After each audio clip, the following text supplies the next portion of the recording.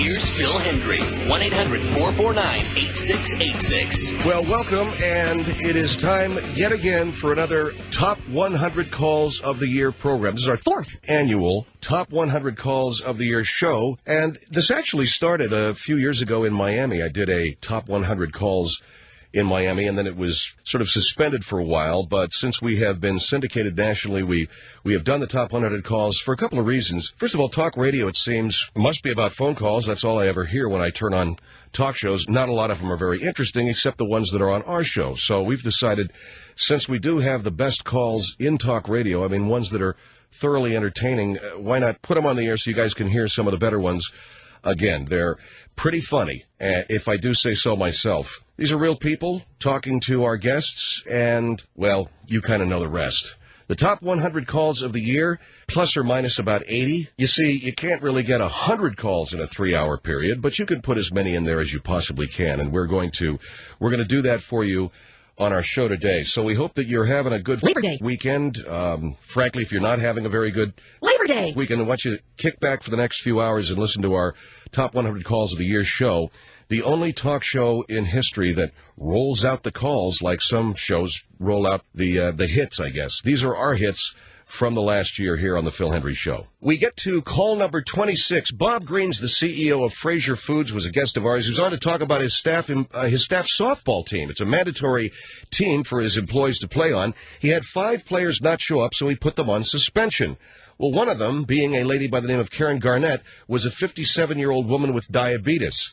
Didn't seem to matter to Bob. He needed everybody out there in the field to play on his little softball team. Here's number 26. I would like to discuss about your comparison with the military and the lady with the diabetes, okay? Absolutely. I have a father who has diabetes, and, you know, if he was to stand out in right field underneath the hot sun, he would probably have a heat stroke. What would you have done if a lady had went and she was out in the field and she had that heat stroke from her diabetes because she was too hot to play? Well, 2 things, if you think it's just a game. No, hold on. There's 2 things. First of all, it's a 7 o'clock at night game. That's number 1. But number 2, I wouldn't want to see her get hurt. But well, by that's the same why did you suspend her then? Because she laughed at you?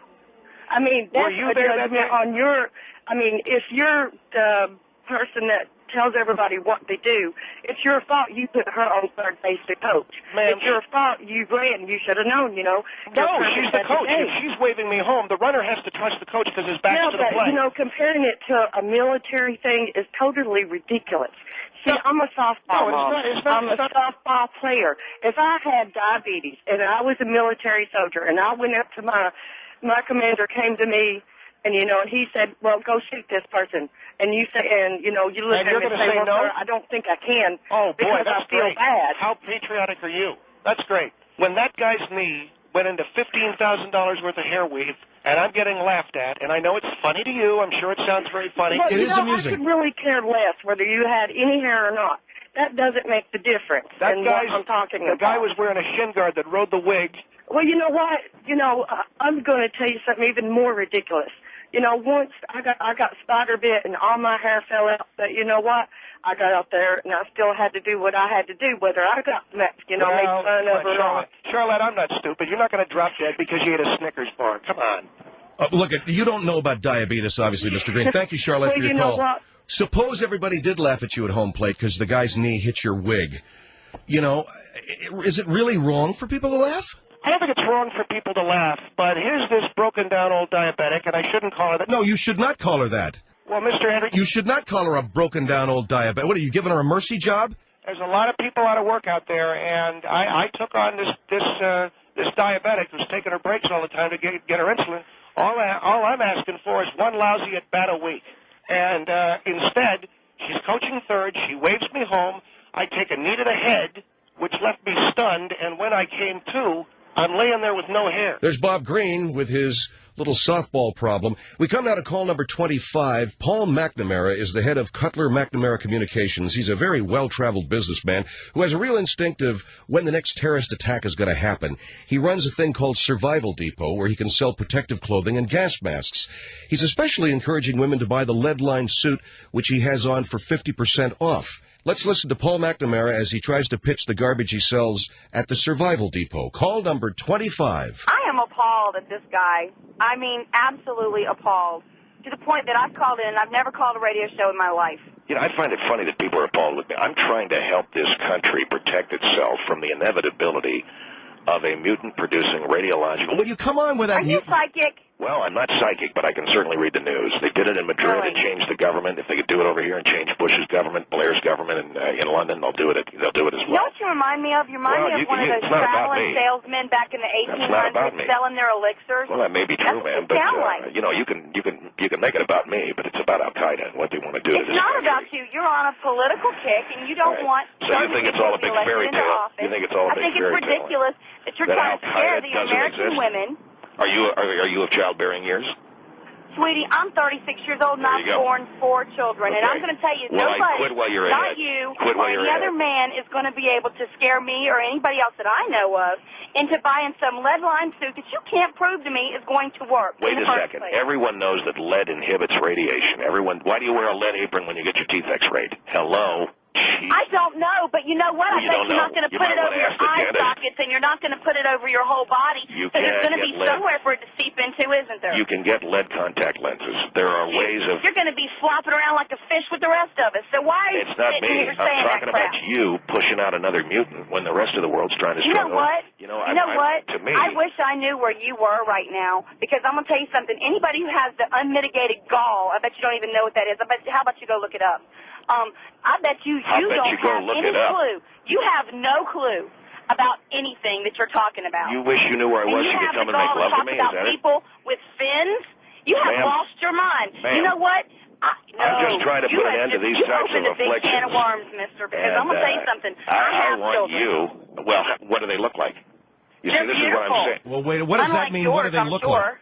Well, if she hasn't got a problem with mutants, maybe she's already popped out 3 or 4. This is what I'm trying to say. One out. You know what? You are sick. I bet you're a KKK agent, aren't you? Well, I'm not the one with the southern accent. But anyway, please. on the other hand, I don't have a problem with any people, but I bet I do have people with you because you're ignorant. And you're on the radio. Oh, my God. How the hell did you make it to radio? Ma'am, I have... Look at Mr. McNamara. Rather than engage in insults of my caller, I want to know an answer to this woman's question, which is, you are not psychic. You don't know that there's going to be a terror strike. Yes, Spain. Yes, there have been incidents, but we have a security office here. Oh, come on, will you, Mr. Henry? Anybody knows that one radiological bomb, and this woman's got a kid growing a hand out of the top of his head, and then she's going to wish to God I was around with a lead-lined suit. But no, she's giving me crap right now. But like I said to the other lady, they gave crap to a guy by the name of Noah. Maybe you heard about him. He was building a boat, and they said, hey, old man, you're stupid. And in a lot of ways, I feel like Noah, trying to tell people what, they don't want to listen to me. Go ahead, have a kid with a... Then why don't you try a different marketing tactic instead of attacking the American women and making it seem like we're so stupid and, oh, my God, there's a bomb? Oh, God, I got to run out and buy this idiot suit for $800. You have lost your friggin' mind. Well, ma'am, I can tell you that if you don't want to buy the suit, one of your neighbors will, and then they will, when you're knocking on the door wanting you and your 3-legged kid to get in, they won't let you in.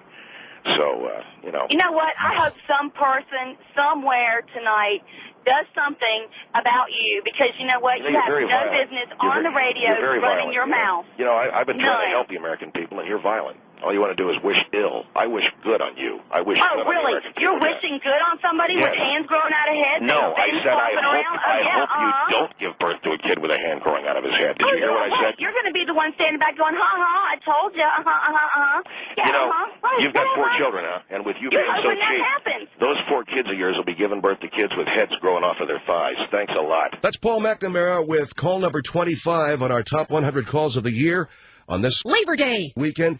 And we'll be back with call number 24. I know it's call number 24. Phil Hendry Show, 1-800-449-8686. All the way to the FBI.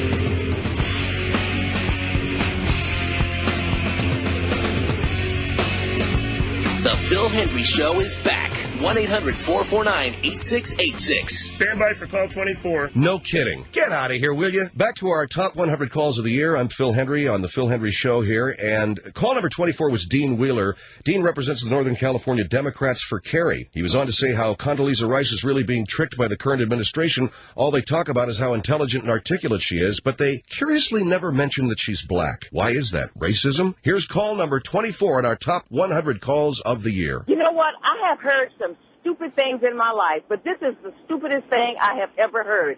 For this man to get up and say that as African Americans we should be democratic is the most ridiculous thing. What, do we not have choice? I am going to try to coalesce with all of my friends to make sure that somebody, if John Kerry has somebody like this clown running around in his favor, is he that? Now we're really talking stupid if they think that somebody like that could be elected. And this man is, he is just offensive. Let me boil it down here, Patricia. Else, Mr. Wheeler. Oh, I'd like to ask a question because I've been characterized in ways that I find offensive. Are you aware of the fact that Ann Veneman is a woman? She's the secretary. Yes, I know his cabinet probably better, if not as well as you do. Did you know she was a woman? Yes, I do. All right. I know all of it, everybody. But so what? I don't want somebody getting up and say, oh, here comes Patricia. She's a black woman. Hell, look in the mirror. You can see what I am. You think American doesn't know that Condoleezza Rice is black, that Colin Powell is black, that the Secretary of Education is black? But why not wake up and smell the roses? Why not remind them? Why not say, look? Why do we need to be reminded? This is America. This is a melting pot. We don't need to be reminded of Patricia, that. what I always like to say is, what's Michael Jackson? Now, see, there's a good one. Isn't that funny? What? So, I don't understand. What do you mean, what's Michael Jackson? Is he white or black? Okay. This guy is so off. He is so off. You know Look, what? I want to ask a question. I want to ask a question here. No, you know something, I would bet you that Mr. Henry. John Kerry does not know that this man is saying anything on his behalf.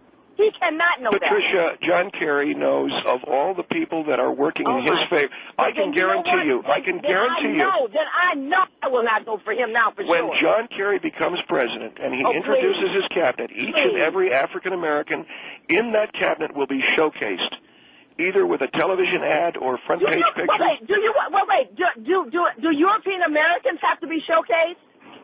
Well, but that's not what the Democratic Party's about. No. Do they need to be? Here comes John Kerry. He's a European American. Well, who the hell cares? Well, of course he doesn't have to. He's supposed to do it. Because they have always been the ones who've been racist. But the blacks.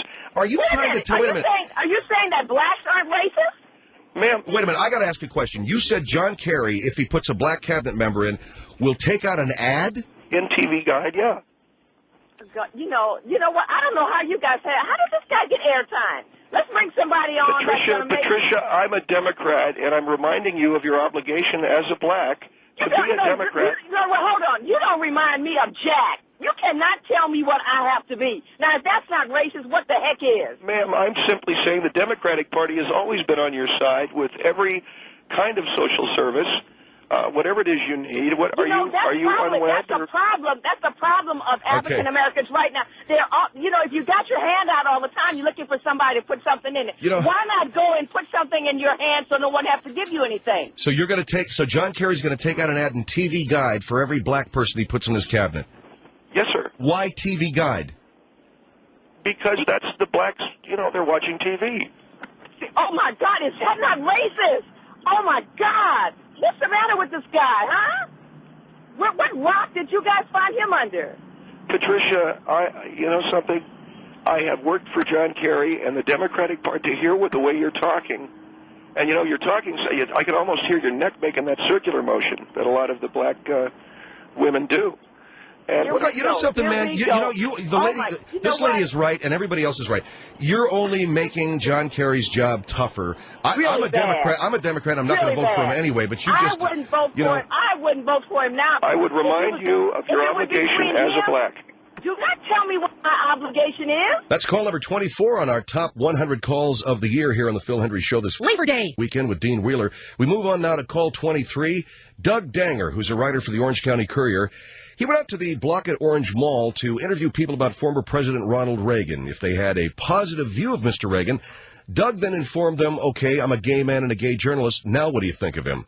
Most often they would change their minds because, well, he says he has a strong gay intensity, or maybe he was just pushing him around. Here's Doug Danger with call 23. Hi, I'd like to ask Doug the exact same thing you just did. I don't understand why he believes that as a gay man and a gay journalist, which he has indicated, many, many times in the last few minutes, that makes any difference in anyone's response to him. Why does that make someone give him a different or a more truthful answer? That makes absolutely no sense. Well, if you've got a problem with my homosexuality, that's something you need to look into yourself about. Well, you take an exception to the fact that I point out I'm a very proud gay man and gay journalist.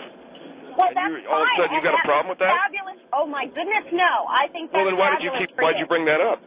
Because you keep repeating it over and over. It has nothing to do with your poll that you were asking. Well, no. All I'm saying is I'm gay. President Reagan was in my opinion, you asked me, he was one of the greatest presidents we've ever had. But it is true that when he was president, billions of people just, eroded physically from AIDS. Now, that should not affect anybody's response. I just wanted to give it perspective. So yeah, but when you asked that old man, Reagan, what'd you think of him? And he goes, I liked him. Oh, yeah? Well, I'm a gay man. Now what do you think of him? Right. Exactly. That's what I don't understand. It makes, if you were to have asked me that question, I happen to have liked Reagan extremely. Yeah. But if you had asked me that question, I would ask you right back, what does that have to do with my answer? Let me explain. My road is a lot tougher than your road because I'm gay. How I live is a lot tougher than how you live because I'm gay. So the last thing I need is people lying to me because I'm a gay man. I've already had it tough enough. Why are you going to make it tougher on me by lying to me? You know I'm gay, right? That's the whole point. No, you know I'm gay, right? Yes. She knows you're gay, man. Well, I know you're gay. But your question, Phil, had a decidedly homophobic tone because you began to take exception to me identifying myself as a gay man and a gay journalist. But my point is, why should that make any bit of difference with someone's response? Because once they know they're talking to a gay man and a gay journalist, they can't get away with their usual lies. Why? Why because do you say that? You're not going to lie to me. I'm why gay. Wouldn't I? I'm gay. Why would I, or why wouldn't I? What does that You're going to lie to about a gay anything? man because you're going to try to lie to me and say, oh, Reagan was great until I pin you to the corner and I say, yeah, but Reagan murdered he didn't murder. Boy, that's a strong word. Well, he didn't murder, but he let a lot of people die because he was busy, fooling around with Nancy, whatever he did. And there were a whole lot of gay folks. For a guy that supports Reagan, that's pretty... Yeah, it makes absolutely no sense because Joe Schmo could say the exact same thing, and he's not gay. Believe me, if I lock eyes with you, I have a gay intensity. It'll be impossible for you to lie. So everybody that initially... You know what? That's complete crap. No, ma'am. Complete crap. So your homophobia just keeps coming out. Oh, no. You know what? My best friend is gay, so do not tell me that I'm homophobic. Some of my best friends are black. Yeah, I've heard that before. But look. You know what? Get off your horse. You're wrong. That makes no sense whatsoever. My gay intensity. So you don't believe in gay intensity? No, that's crap. You are a real. Let me ask you: have you beaten up any gays lately, or have you taken a week off? Sir, Doug, that is unfair to say that. That is so uncalled for. I said that I've got gay eye. I've got gay eye. Now, you know I'm gay. What? I'm a gay man and a gay journalist. I know. I got that, man. 20 times. When you say you've got gay... Everybody listening has heard that. You and your friends kiss after you have a couple of glasses of white wine, okay? That's fine if you're a lesbian, but you don't know how hard it is to be a gay man. My point, sir, when you're making out with your best friend... What does that have to do with the poll you took? Why is it insistent upon you to say that I am gay, so I'm going to get a different answer out of you? No, I'm getting the truthful answer. See, that's where you keep missing the point. No, that makes no sense. You call gay intensity crap, you call homo-eye crap, I don't know what to tell you. That's Doug Danger with call number 23. We'll be right back with more calls on our top 100 calls of the year. Labor Day weekend show on the world-famous Phil Hendrie Show.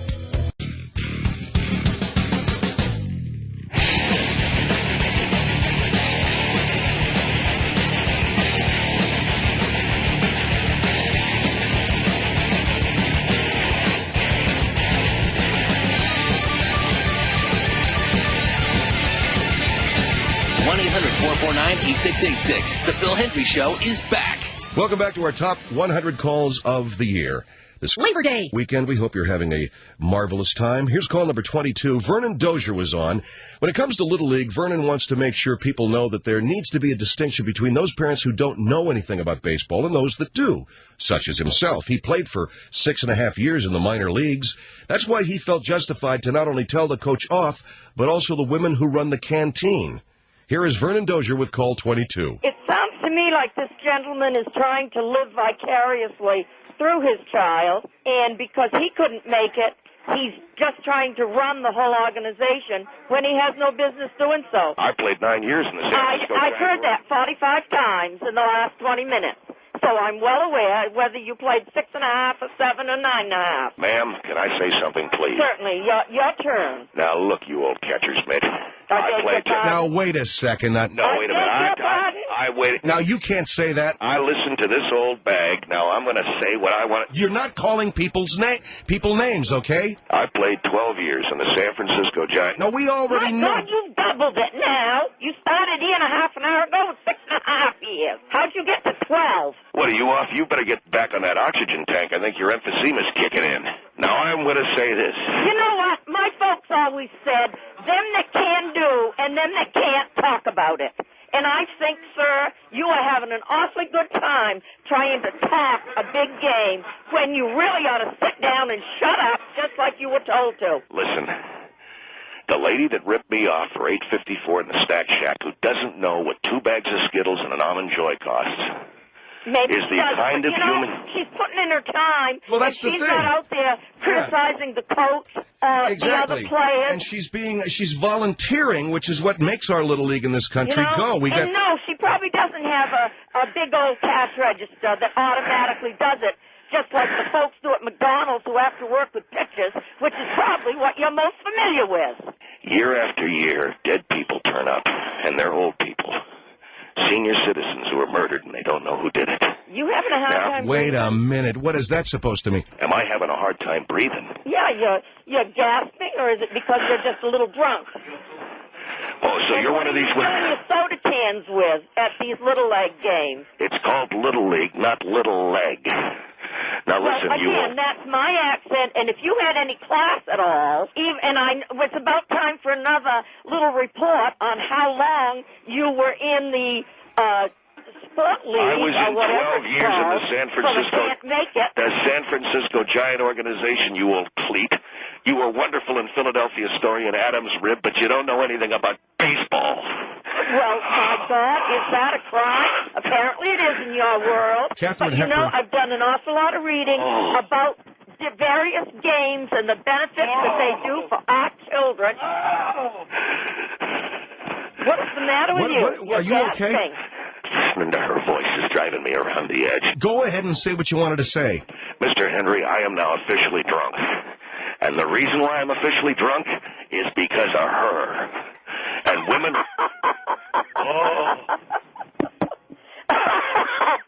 I can't believe it. All right, you know what I'm going to do? I've been accused of being the reason a man got drunk in a good many years. Guess what?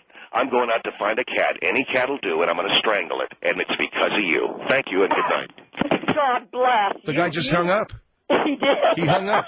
He says he's going out to strangle a cat because of you. That's hilarious. My God, that guy, individual. Well, I mean, you hit the nail on the... Oh, hold on for a minute. Is he back? You tell this guy... Mr. Dozier? Yes, sir. Nobody hangs up on me and calls back. You know what? All I wanted to say is, Joyce, if I still had my slider, I'd like to slide it right into your slappy pie hole. Thank you and good evening. I beg your pardon. Yeah, look that one up. There's Vernon Dozier with call number 22. That brings us to... Call 21. I don't need to have you help me count. What is it? Call 21. Call 21. Herb Sewell is on to talk about sexual harassment in the workplace.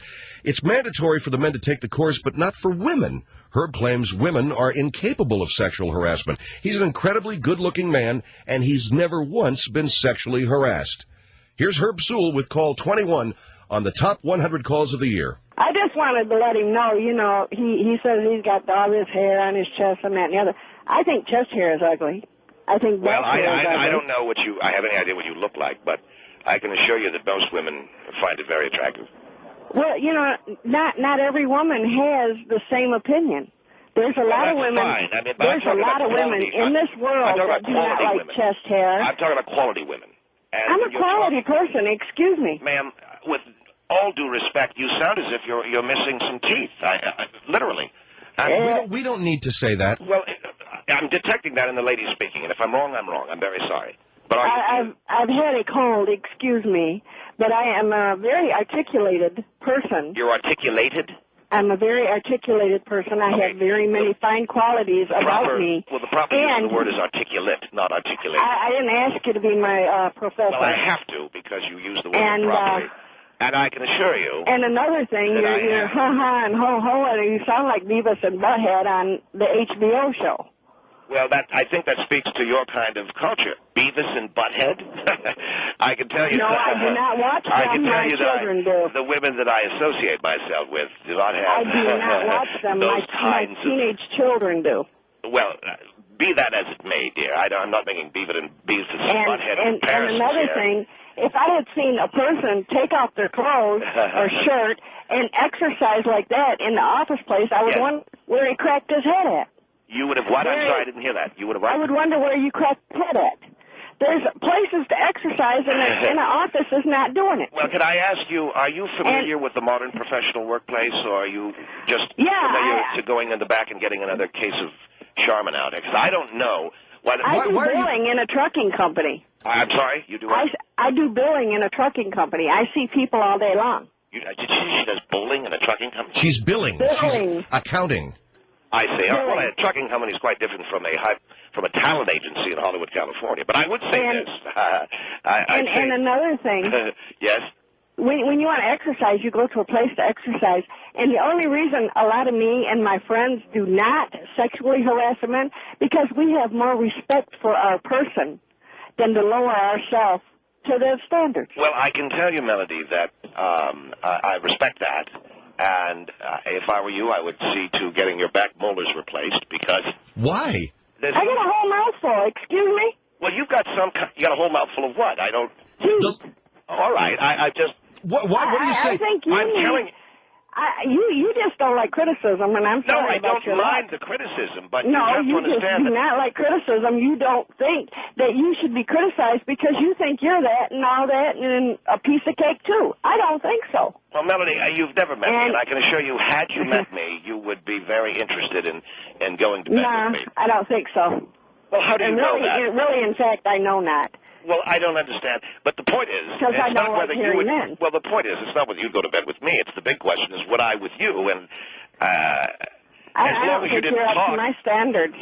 Herb, you're talking about not sexually harassing people, and you're being very personal with this lady. No, she's claiming that she doesn't like this, she doesn't like that. Well, I'd have to say to her, well, what makes you the big prize? I mean, I'm listening to her saying things, and I suppose it's fine that she bulls or whatever she does, but I'm talking about young ladies, who have a taste and style, and, the Paris Hilton style.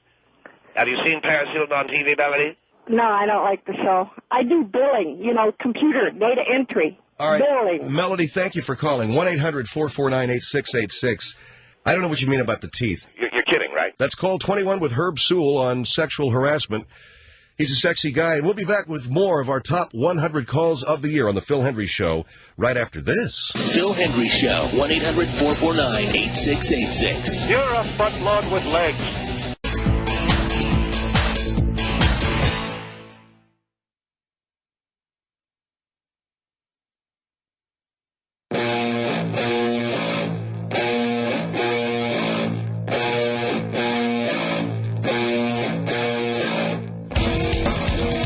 Hendrie Show is back. 1-800-449-8686. Ah, yes, the Labor Day weekend. It is our top 100 calls of the year program, our 4th annual show.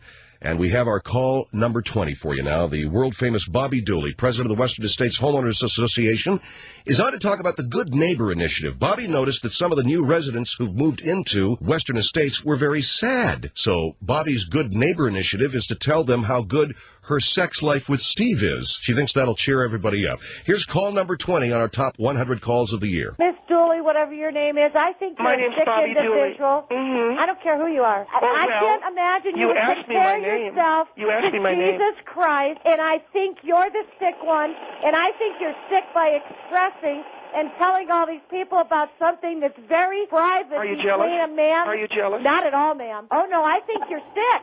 And I think that lady you're talking about should press charges against you for defamation of character and slander. I think you're a bitch. Excuse me, defecation of character? Oh, my God. Defamation, ma'am. You're lying. My God. You're talking about someone. You're saying their first and last name on the phone. I think you are an ugly woman. You didn't use the word properly, okay? I don't care. You're an ugly woman. Marcy, you're very ugly. Marcy, you mentioned Jesus Christ. I was hurt just as Jesus had been hurt. I don't care. Okay. You're nothing compared. You should be ashamed to compare yourself to Christ, man. I'm not comparing myself. You should be ashamed. No, I'm not comparing myself to Jesus. I think you're a sick individual. I think you're very let's let her, Marcy, let's let her respond. I think she's I understand that you are very angry. Well, first of all, Marcy, you know, what I have with Steve is real good. And if you don't have that with your husband, I feel sorry for you. I don't think that's any of your business.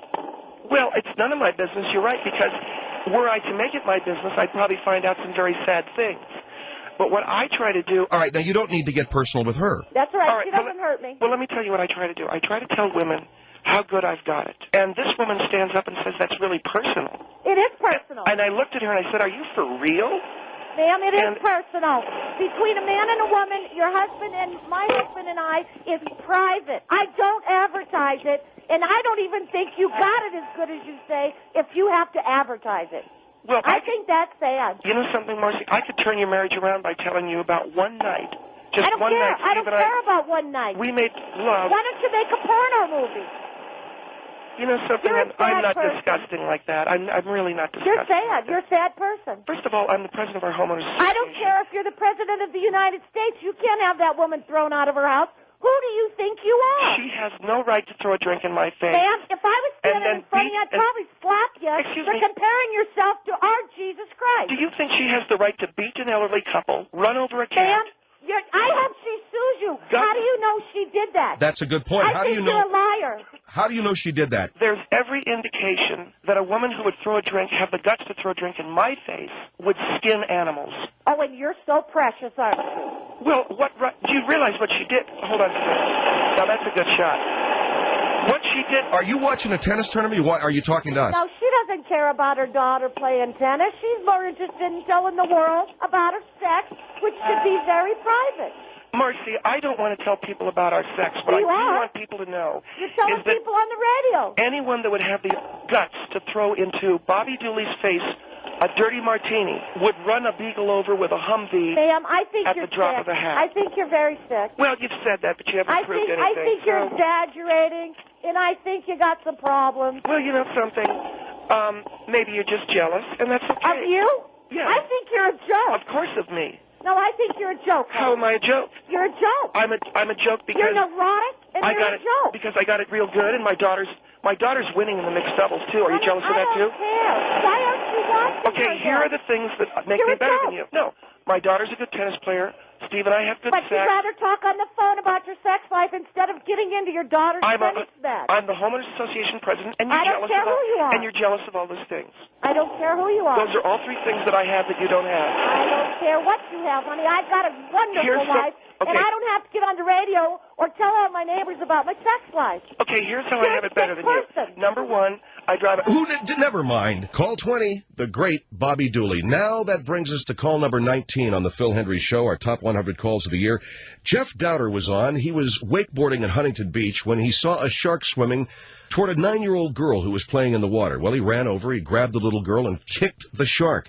The father came over and thanked Jeff, but Jeff felt he should get some sort of monetary reward for saving the little girl's life. The father informed Jeff the shark was only a sand shark and then walked away, and Jeff didn't get it. Here's the very stupid Jeff Dowder with call 19. Listen, this guy is an idiot. You don't go out and save a child and then demand a reward. My God, man, if you were in the area and it truly was a life-threatening situation, even then you wouldn't demand a reward. What kind of honor have you got? Well, wait a minute. It's generally considered appropriate to ask a reward of some kind on account of you saved a life. It's appropriate to ask a reward. Well, like, for instance... I spent 13 years in the Navy, and I pulled a lot of guys out of the water with clamps or whatever that they had a potential of drowning. What's that got to do with what I did? Of my life? What's that? I'm not talking about a guy with a tummy ache. I'm talking about a shark that was going to go after a kid. I've been swimming in the water where sharks showed up a lot of times. Okay. I've been in the Navy for 13 years. How long were you in the Navy for? Pardon me? How long were you in the Navy for? What was I in the Navy for? Yeah, why did you join the Navy? Why? Why, yeah. Because I was defending our country, you idiot.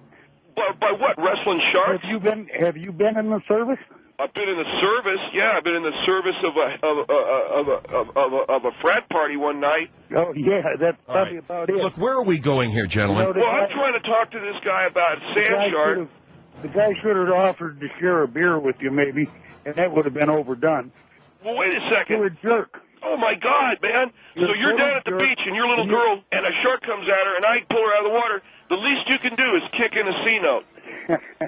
Right? Yeah. Antagonize the hell out of them, make them dive at you, huh? Hey, so are you trying to tell me that after I pulled your grandkid or some whatever you got, some little great-grandchild out of the water, and I said, hey, Carl, how about making with a C note, man? You'd lunge at me? God, that's rude, dude. My nephew fell off a cliff into the water and damn near drowned, and I dove in and grabbed him and pulled him up, and that I didn't expect my brother to reward me the rest of my life or buy me a new motor. Well, you should have, man, because if I was that brother, I'd be stepping up to the plate.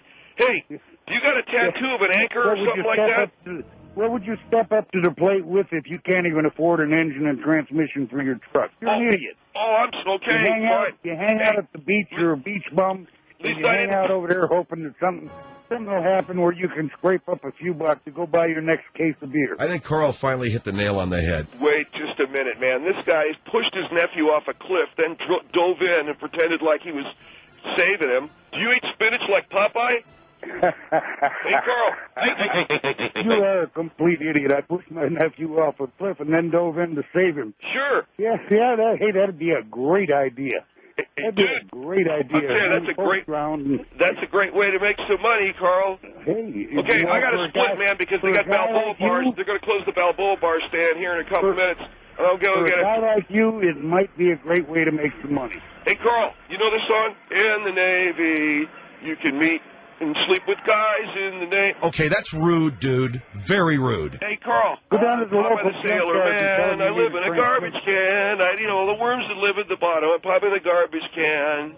This guy's, I think he's stoned, man. I think he's high.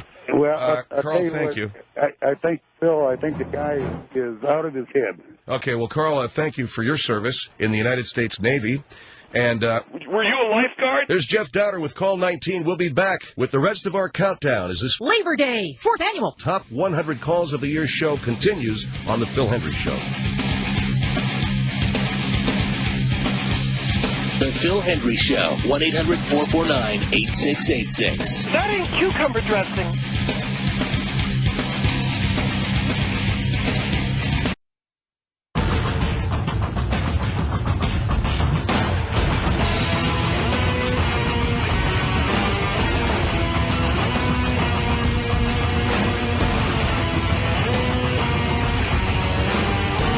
Now, Phil Hendrie, 1-800-449-8686. Welcome back to our Top 100 Calls of the Year show. It's our 4th annual here on the Phil Hendrie Show on this Labor Day weekend.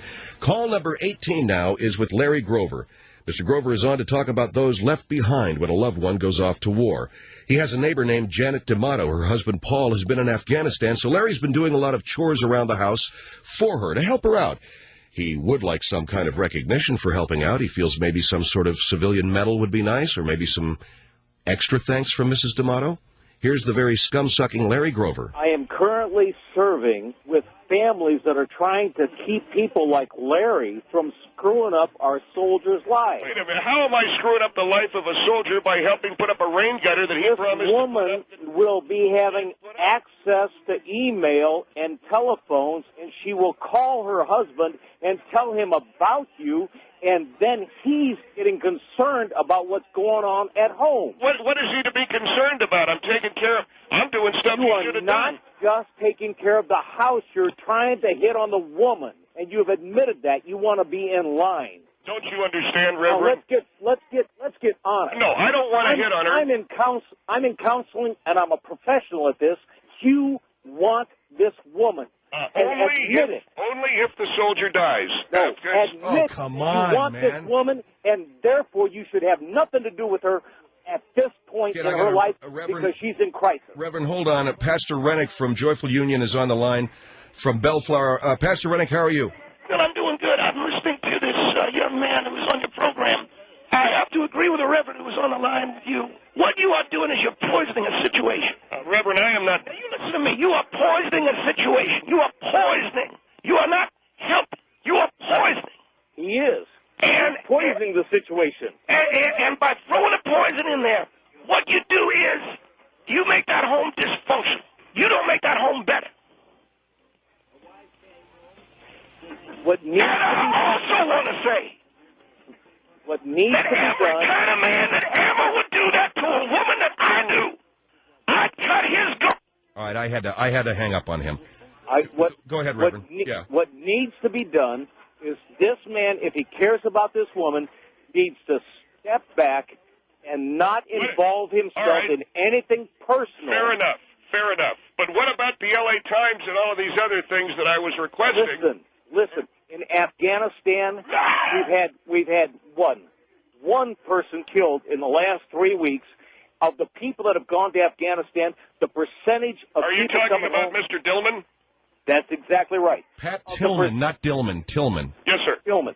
Of the percentage of people coming home, you're talking about 99 plus. That's right. Percentage. Yeah, in Afghanistan. Yeah. And the point that we're dealing with is this guy's putting himself in a position to take advantage. You cut me off. Yes, I cut you off. You used a word that I don't want used on the air. What did I say? Go next. All right. Reverend, thank you. Hey, God bless you for supporting the troops. Thank you, sir. Do what you can to make sure that people understand our troops are doing good work. Yes. And the people of those countries appreciate us. Yes, sir, I understand that. And I understand that as well, Reverend. Why don't I get any recognition? I'll tell you what. I was surviving for 3 weeks because I went over to support people. Well, I work with family support people all the time. Yeah. We do a ton of work here in the home station that is not recognized, and it's not important that it's recognized. What we need to do is support the troops. I get another Shirley Temple. I'm sorry? It's not important that we get recognized. What's important is that we recognize the Hold troops. on. Why is this guy still back on? You keep hanging up on me because I used the word go next. All right. I don't understand why it is that I cannot. All she has to do is give me a little hug. All she has to do is show me that there's a chance if her husband gets, say, machine gunned by the Al-Qaeda, that there's a chance that she and me maybe, because I could really go for her, I'll tell you that. Oh, man, dude, you're all... Yes. I will not be hung up on just because I used the word balls. Larry Grover, a real piece of work. Call number 18. That brings us to call number 17, I guess. Right, bud? Yeah, I'm checking. Yes, that's correct. Thank you. Call 17 is David G. Hall. David feels when a man has a beautiful wife, the one thing he wants to hear from other people is, "Excuse me, sir, my compliments on the beautiful woman you're with." He wants to make sure everyone at work says it. David's wife looks a lot like Carmen Electra, but he's concerned that they haven't said she's a very beautiful woman and my compliments, and that means maybe his wife ain't that great after all. He's confused. Here's David Hall with call 17. Yes, this is addressed to the boss. Yes, ma'am. David G. Hall. You know, you got a problem. You're a very evil man. Oh, get out of here. How am I evil? Very disrespectful. How am I evil? If I was that radio host, let me tell you something. You may be the boss, but think, who's the show? And without him, you're nothing. Let me tell you something. And if I was him, I would have left the line on. Like Carmen Electra. And now down in our IT department, we got a guy. About your wanting to hear your beautiful girlfriend. Your girlfriend ain't got nothing to do with this conversation. Yes, she does. That's what it's all about. And nobody told me she's words out of your mouth, not your girlfriend. When your girlfriend disrespects the radio host, then I'll talk with her too. But right now, I'm addressing it to you. What are you, a Native American? I'm addressing it to you. Are you a Native American? I'm a human being. And another human being does not talk to another human being Especially. Yeah, but you've got that very strident tone, like, you know, on the air. And, you know, if I was a radio host, I would have left it on the air, and I would have said, I am not going to return to your show, your employment, your whatever. All right, Marie, this is Phil. Hold on. Hold on, Marie. David, what did you want me to ask, okay? Ask her if she's an Indian. I'm not here to have him ask me anything. I'm here to put him and set him straight. Because he owes you an apology, and you do not talk to another human being like that. You can talk to an animal like that. Look at David, all I'm saying... I'm telling you to shut up. I'm talking to the Indian. What? Why are you trying to insult her? I'm telling you that you need to owe an Indian. I can that tell man an apology. And if I was that radio host, I'd leave the radio on air and you tell him I'm not coming back till I get an apology. And if he don't come back, then get your beautiful wife in there to take his place. He needs the job. See how beautiful she is then. You think my wife's beautiful? Do you think my wife's beautiful? She's as beautiful as your mouth. Okay, then you must think she's gorgeous. Thank you. Then you're supposed to say my compliment. No, I'm not supposed to say nothing. You're the one that's supposed to say, because you know what? You said you're the boss. Why don't you go stoke the sweat lodge? Why don't you apologize to the man? Because you ain't nothing without him. David, can I jump in here, David? No, if you shut your mouth, I'm talking to Pocahontas. I'm talking What are you getting out of that? What? What are you getting out of telling him to shut up? Because I'm talking to you. I'm not talking to him. And I'm talking to you. Now, let me ask you a question. Where's Taro? And I'm talking to you. All right. We need to stop with the Indian bashing, all right? Now... Well, she's an Indian. I haven't even started with the Indian bashing. She doesn't even want to start with the Indian bashing because she is an Indian. I'm a lady. You're a squaw. All right. Down deep in thank you very much for your call. No, I tell you to get rid of the caller. You don't. Thank you very much. Don't you dare hang up on it. I did. Give me the Irish Spring. What'd she do, go back to her teepee? Call number 17 with David G. Hall here on our Top 100 Calls of the Year show. I'm Phil Hendry. We'll be back with our 4th annual Top 100 Calls show here on this Labor Day weekend in a moment. Phil Hendry Show, 1-800-449-8686. Living on the edge, always teetering, never quite falling off.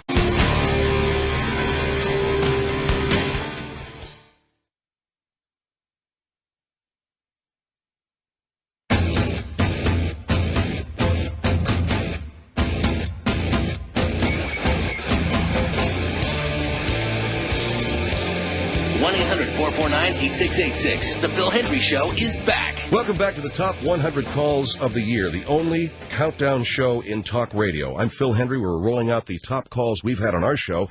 In fact, I guess we're the only ones with top calls because no one else is doing this. Call 16 was from Vernon Dozier. Vernon is a gas station owner and doesn't feel guilty whatsoever about the hike in gas prices. He gets extremely disturbed, in fact, if any of his customers complain, because that basically says they're calling him dishonest. In some cases, if they complain, Vernon will take their tires off. Here's caller 16 on our Top 100 Calls of the Year. Let me tell you something. That whole cop comment, I'm a cop. Yeah, sure you are. Sure you are. I'm a cop. I defend everybody's lives. Yeah, all right? but you're a cop. You sound like you, kid. You sound like you just got off Xbox. Like I just Wait, got off the Xbox. you're a police officer? Yes, I am. Where? I'm a police officer in the Air Force, Edwards Air Force Base. My point is every vehicle. If you're on my property, I can sit in your car, have a stick of your gun, I can take a sip of your coffee. You go and jack up my car. I'm going to have every squad car I got on you. It's called customer service. People pay for convenience. They don't pay to come in and insult me. They don't pay to come in and insult me. They insult me. I've got their car. I got all four wheels off before they can come out of the bathroom. Let me tell you something.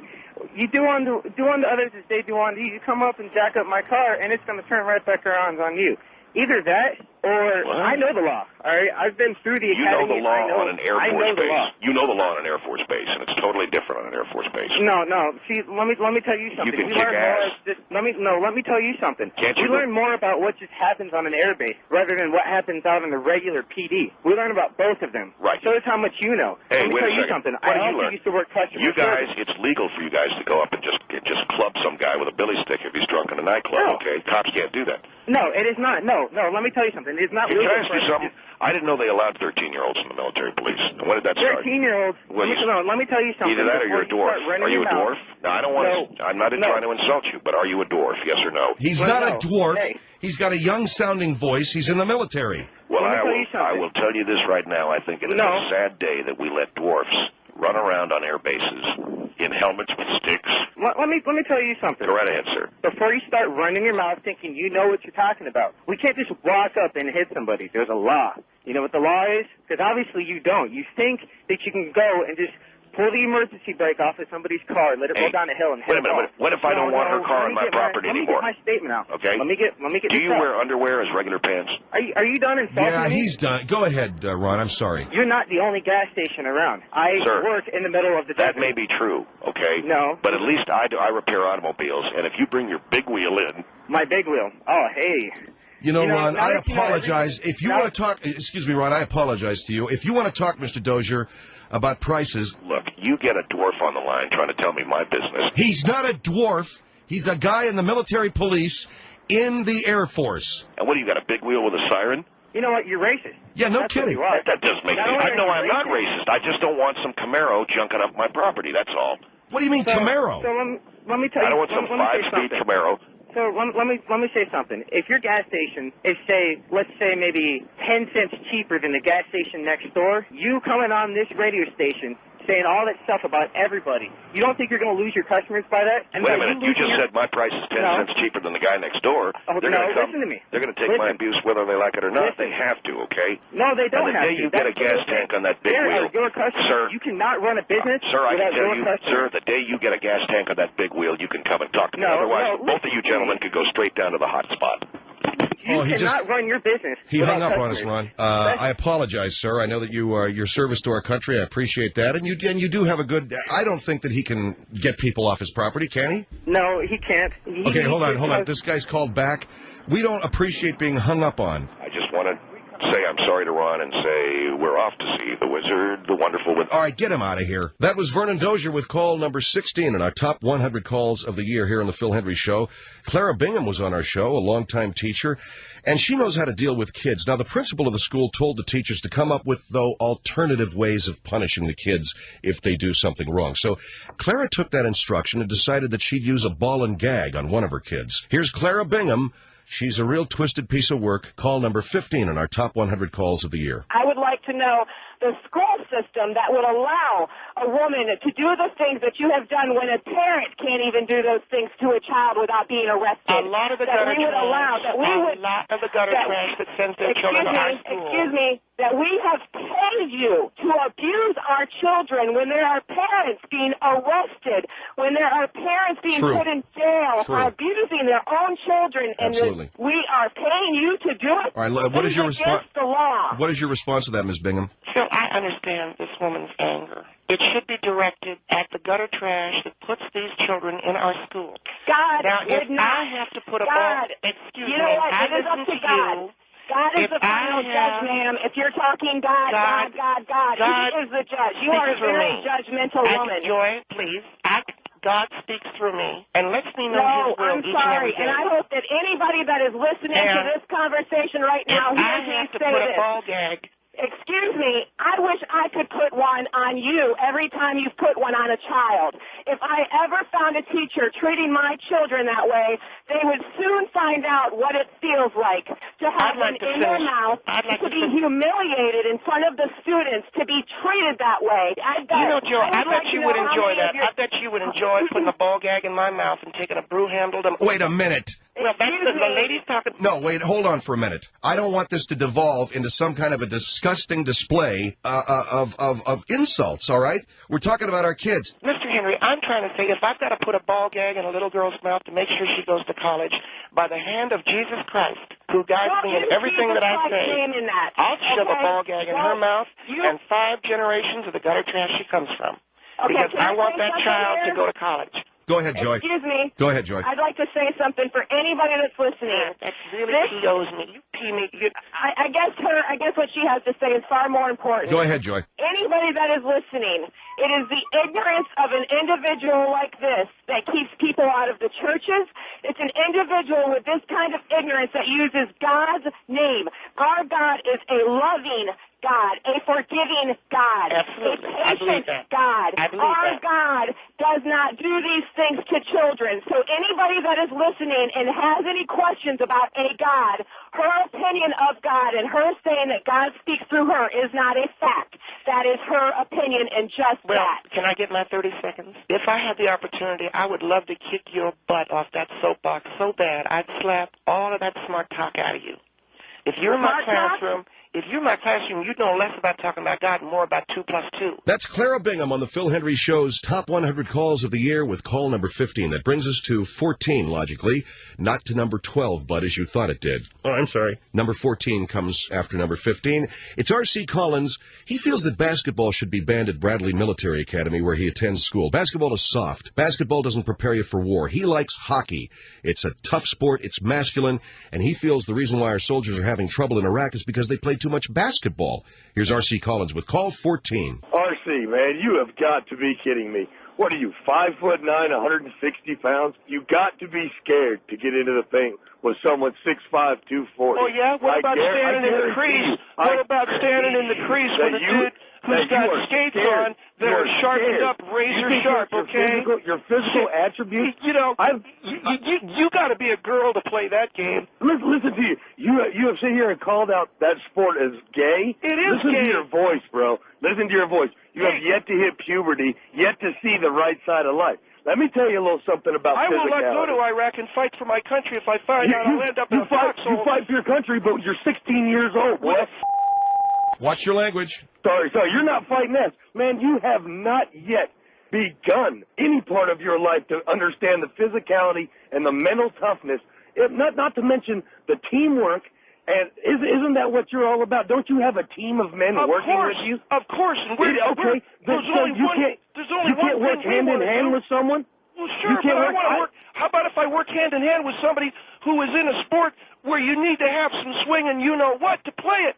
Hey, let me tell you a little something about swing and you know what, man. I grew up a wrestler. I wrestled for Team USA for 4.5 years. That's gay too. If you want a game other than your football, let me tell you something. Grab a hold of a wrestler and see what kind of a man you really are. I'm sure I'm going to grab walk out of there with 2 black eyes and a broken leg, little boy. Wait a second. Are you telling me I'm going to grab some guy oiled up and roll around with him? You're kidding.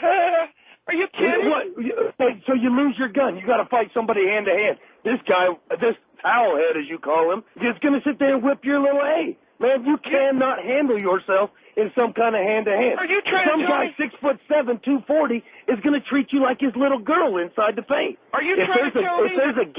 If there is an absolute game that you have to be physically tough, mentally tough, and in great shape to run up and down those courts, it is basketball. My father played college basketball, and he'd wear you out like a little girl. To play you hockey, got to be kidding me. Too. And to be oiled up wrestling with another man. Oiled up? Where did you get your gay porn? Well, wait a second. That's probably against the Bible. Is that what you have to look at? I mean, I realize you let me jump in. Gay porn is out of it. Let me jump in, guys.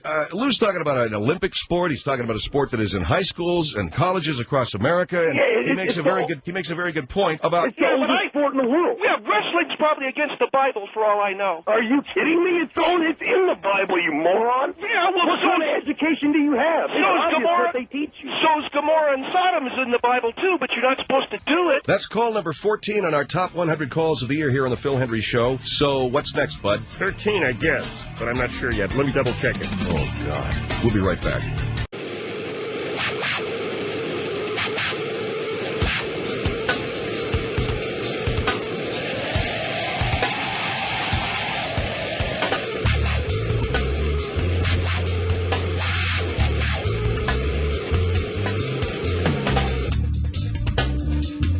1-800-449-8686. The Phil Hendry Show is back. Welcome back to the only countdown show in talk radio. Why? Because we've got good calls on our show, and so we're counting them down.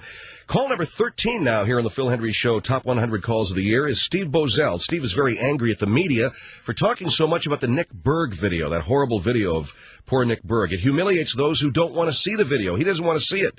He wants to sue the internet for making him feel like a chicken. Even his wife and son have watched the video. He's afraid if he watches it, he may want to turn around and strangle someone. Here is Steve Bozell with caller 13. You consistently talk about lashing out, and you've said it over the air, lashing out against children because of potentially watching this. I think you have demons in your pocket. And what you're talking about, yes, I have watched the video. Yes, sir. But do you know? Then you know what I'm talking about. Yes, but that does not mean you commit a heinous crime against a child. If your son thinks this is... I don't know what your son's doing, Mr. Bozell, but you may have to move to an office. Yes, sir, I will. I'm sorry. Either reevaluate or restate what you were thinking. Gerald, are you a psychologist or a...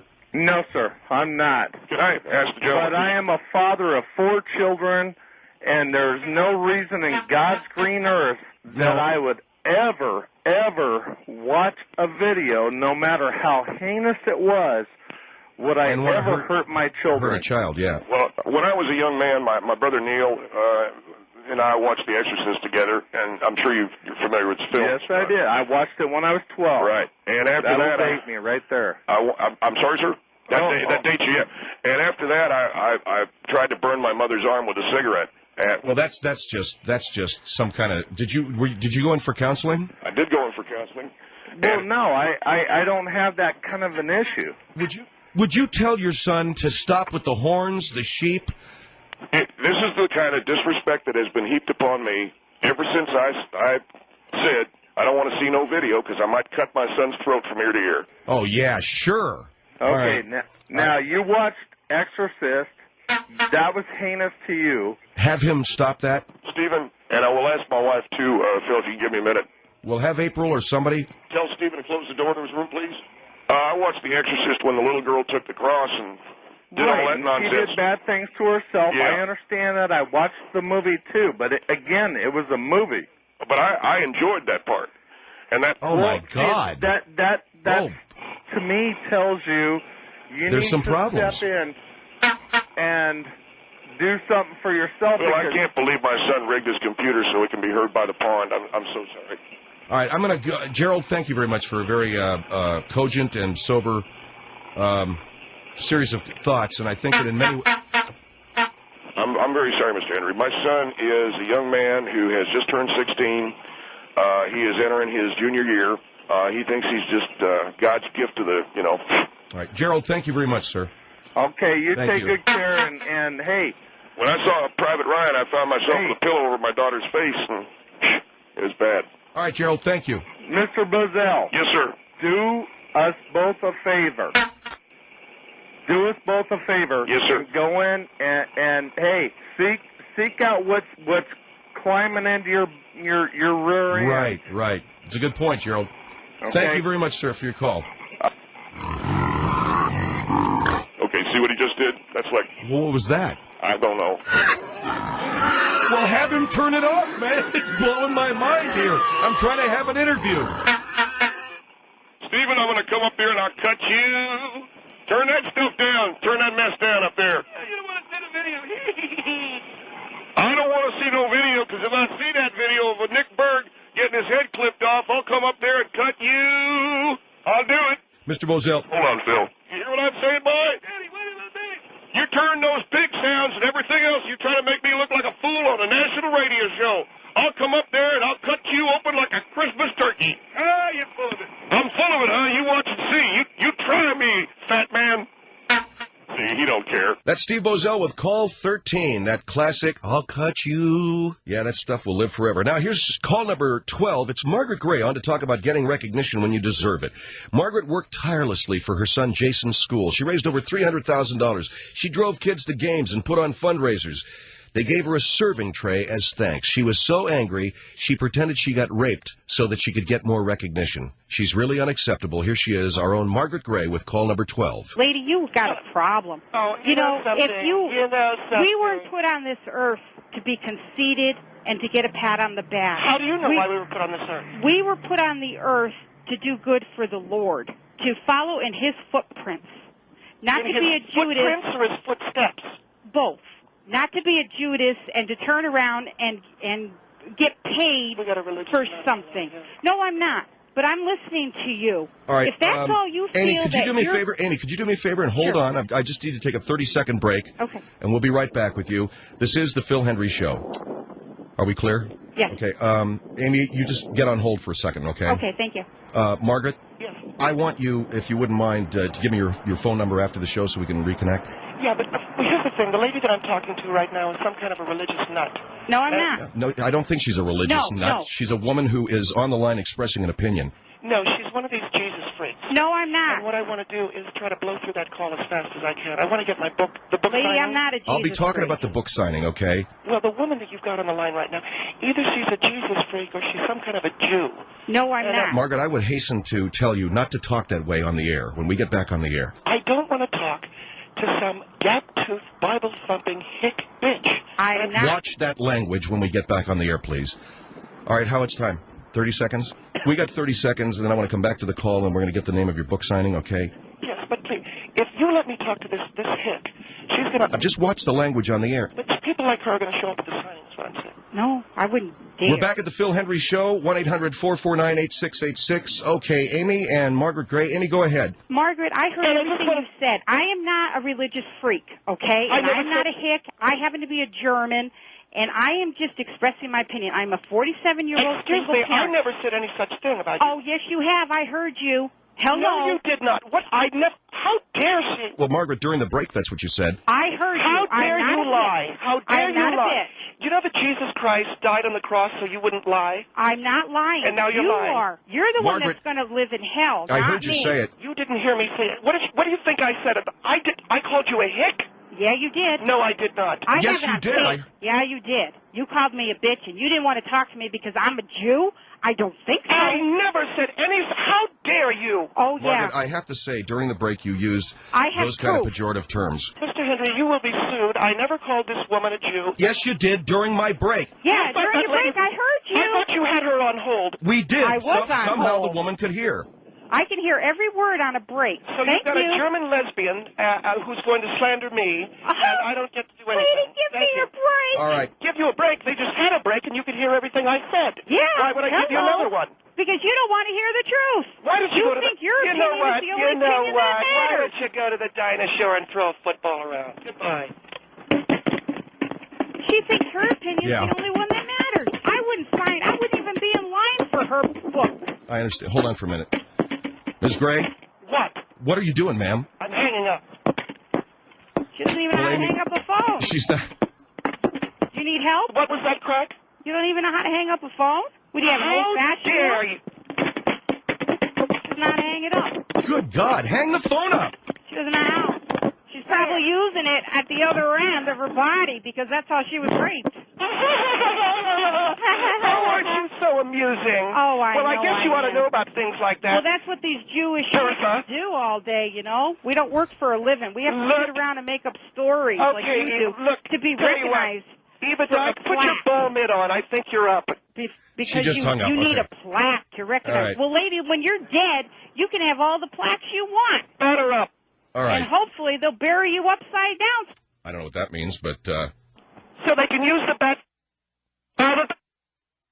Margaret Gray with call number 12.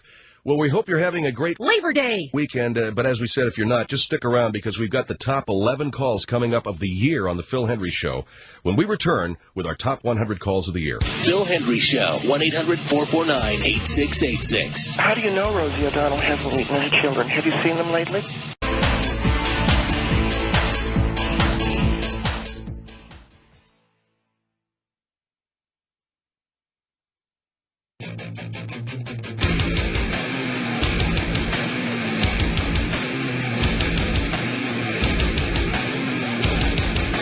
One 1-800-449-8686. The Phil Hendry Show is back. Welcome back to our top 100 calls of the year show on the Phil Hendry Show this Labor Day weekend, the only show in talk radio that actually has calls funny enough to count down. Here's call number 11. It's Lloyd Bonafide, a Korean War veteran who saw a lot of Jewish buddies killed in the Korean War. That's why he can't stand his son-in-law serving a honey-baked ham at Easter. Lloyd thinks serving ham at Easter is anti-Semitic, and he's a mental case. Why don't you listen to Lloyd Bonafide, our Korean War veteran, with call number 11 on our top 100 calls of the year. Everybody eats ham, sweetie. And if some Jews don't eat... No, listen Watch to me. that Some sweetie Jews, stuff. Watch the sweetie stuff. Oh, my I'm old goodness. enough to be your grandfather, and I saw some things that would make you vomit. Now, let me tell Why you are you something. so negative? Are you an African American? Yes, I am. Okay, that's I am why an African American. African Americans have been fighting the fight for ham for years. What are you talking about? So you're making a racist remark towards me? That's not racist. Yes, it is. You're talking about not. African Americans. I don't have nothing to do with that, sweetie. I love everybody. Isn't it true that the black folks... mixed race. What are you talking about? Isn't it true that the black folks live, if they could live inside a pig, they would? Because that is... No, it isn't. What are you talking about, man? Why? There is a propensity... Correct me if I'm wrong. Serious? Correct me if I'm wrong. The best pork ribs are made where? Atlanta, Seattle, or Vancouver? You know what? I guess Atlanta. Okay. And how many black folks are down there? Tons. Wow. You are really funny. You are really funny. Dear, but I don't like consider the death of my Jewish brothers in Korea as being funny. And you know what? You're not even trying to hear what nobody has to say. I saw a young Jewish veteran. You need to, Mr. Bonafide, you need to be quiet, sir, okay? Well, I just want to let the lady know that I saw a young Jewish man, a veteran, dying in the mud in Korea, and a pig walked by, and I machine gunned it. Go ahead, please. Danier, go ahead. Okay. See, you killed that pig, huh? Yes, I did. The part about when he said African Americans and are you African American, automatically stereotyping my culture. You know what I'm saying? All I'm calling is to understand. I'm trying to understand where you're coming from as far as the ham thing, because I don't see a problem with the ham thing, but you do. You see what I'm saying? Reason why No. Because where you messed up was when you got on me about my culture. You don't go there. Yeah. Well, see, Lloyd. While you defend the Jewish people, you insulted this lady. Yes, may I explain myself? You insulted me by talking about African Americans and how they. Well, go ahead. And how they. All right, Danier, let him. Why did you get on that? Because it doesn't surprise me that a young, beautiful, articulate black woman would come to the defense of ham hocks. I'm not coming to see, there we go again, man. See, there you go again. There you go again. You misled my point of view. Exactly. You misled my point of view. I didn't come against ham hocks, okay? And I didn't even talk about no ham hocks. We're talking about a slab of ham. Where did you get ham hocks from? From my culture? Yes, dear. Come on now. Isn't it true that many of our fine African-American young women... See, what you're talking about is meaningless to me because everybody eats ham. Everybody eats ham hocks. Black, white, Korean, Japanese, everybody eats ham. I don't eat ham hocks. So, and everybody cooks ham and pig. Well, not in my home. Chinese people cook pig. Not in my home, they don't. Japanese cook pork. No Chinese. White people cook pig. Now, Danier, here's one. I love all Americans, but the Chinaman, I fought the Chinaman in Korea. And no Chinaman brings a ham into my kitchen. You are very bitter, sweetheart. Yeah, part of the problem here, Lloyd. No, I'm just going to say, no Chinaman brings a pig into my kitchen. You are very bitter. When's the last time a Chinese cat was going to bring up... Chinese food? No, ma'am, I do not. I eat American food. You must not food. know enough about Chinese food because they have... Here, I was in Korea in the Korean War. I ate more Chinese slop over there. Goodness. You eat the pig. You hate the Jews. That's all I'm saying. You know, you can't just be dogmatic and say... People have been arguing against your stupid point here for 45 minutes. And all you just say is, this is the way it is. I don't even eat pig. I'm just trying to understand. You know what I'm saying? And he already bashing my culture about... No, I don't think he's bashing. I think he's doing what a lot of people do. He says, well, these people eat this, and these people eat this, and white people eat mayonnaise, and Jewish people... But it matter. People are going to eat whatever they want to eat. It's a free country, like Bob said. It's a free country. White people eat mayonnaise because it's better than Miracle Whip. I'll tell you, that's a little joke. But I will say this. It shouldn't even matter. It's no secret that our beautiful young articulate... You know that Halle Berry grew up on chitlins? Okay, that's not racist. It's true.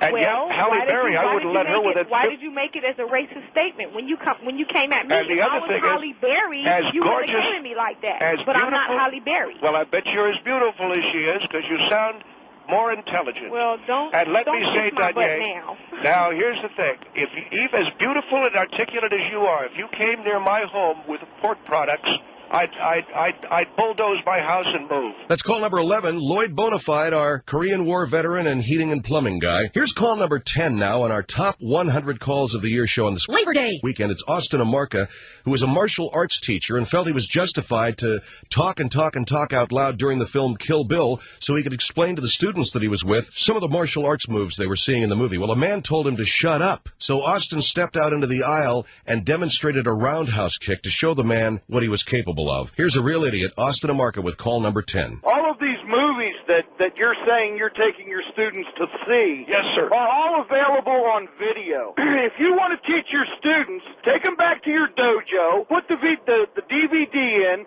and you can talk all you want. When that sign comes on and says, everyone in the theater, that includes you. Yes, sir. But no, it's not if there's intelligent commentary. And I'll guarantee How you, come when if you're sitting behind me, I'm going to tell you to shut up. So now you're threatening me with violence. I will dare you to stand up and challenge me. What happens if I give you a boot to the head and counteract that with a block and roll? This is what I'm trying to tell you. No, you're the guy that just said... who is into the martial arts knows that you do not, under any circumstances, unless you are at your last straw, any poses, you don't do nothing. You do not display your abilities. There is a certain code of ethics, you're saying, sir? This guy's trying to roll out a bunch of stuff. Let me tell you something. No, I want to ask Chuck, is there a code of conduct that martial artists... Absolutely, it's a code of conduct. Look, this ain't the Marine Corps. Because if you are trained I'm threatened by these people. Arts, if you are trained in the martial arts, you are a lethal weapon. How about a gut check and a neck snap? Who? The gut check, neck snap. Again, you're displaying, and you are not to be doing. All right, well, let me ask you something. What am I supposed to do? And you're telling me I got to wait for it to come out on DVD, so my constitutional rights get, what do you call it? They get denied. What I said was every movie that you mentioned is already out on DVD. No, not Kill Bill 2. All the Matrix movies. No, wait, not Kill Bill 2. All the Matrix movies are out. Yeah, but they weren't out. Now, okay, if you want to teach your What about Enter the Dragon? The proper way. What about Enter the Dragon? You take them back to your dojo, and you teach them the proper way. You do not disturb other people. Well, you know something? I commentary. didn't do anything. Just a minute ago, before I said, I'm in the middle of the Morongo Casino out here in Palm Desert. I don't care and I did where the you swan, and I got people applauded me. That's Austin to Market with call number 10, and we're getting close, obviously, to the top call of the year. The top talk show call on any talk show anywhere in the world of the year is coming up next hour on the Top 100 Calls of the Year show on The Phil Hendry Show. We'll be right back. Phil Hendry Show, 1-800-449-8686. Going straight to the hot place.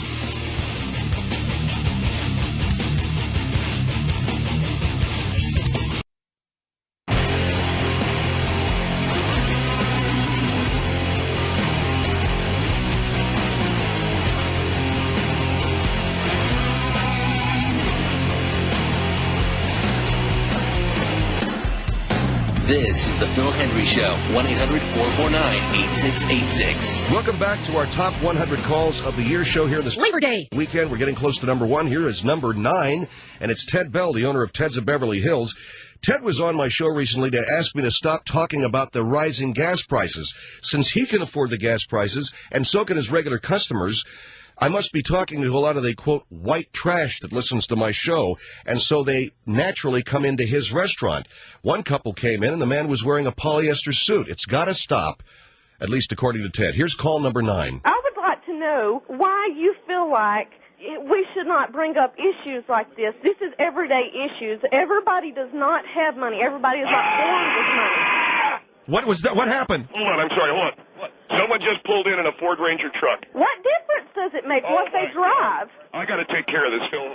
Okay, Crystal, go ahead. Give us your opinion. Ted's taking care of something in the parking lot. And you feel that it's unnecessary? Yeah, I feel that it's unnecessary, that he feels like someone should not pull up in the restaurant in a damn Rolls Royce. I'm sorry, Phil. A guy pulled up in a Ford Ranger and wanted it valeted, and I was sick all over the front of my suit, so I'm going to have to change my shirt.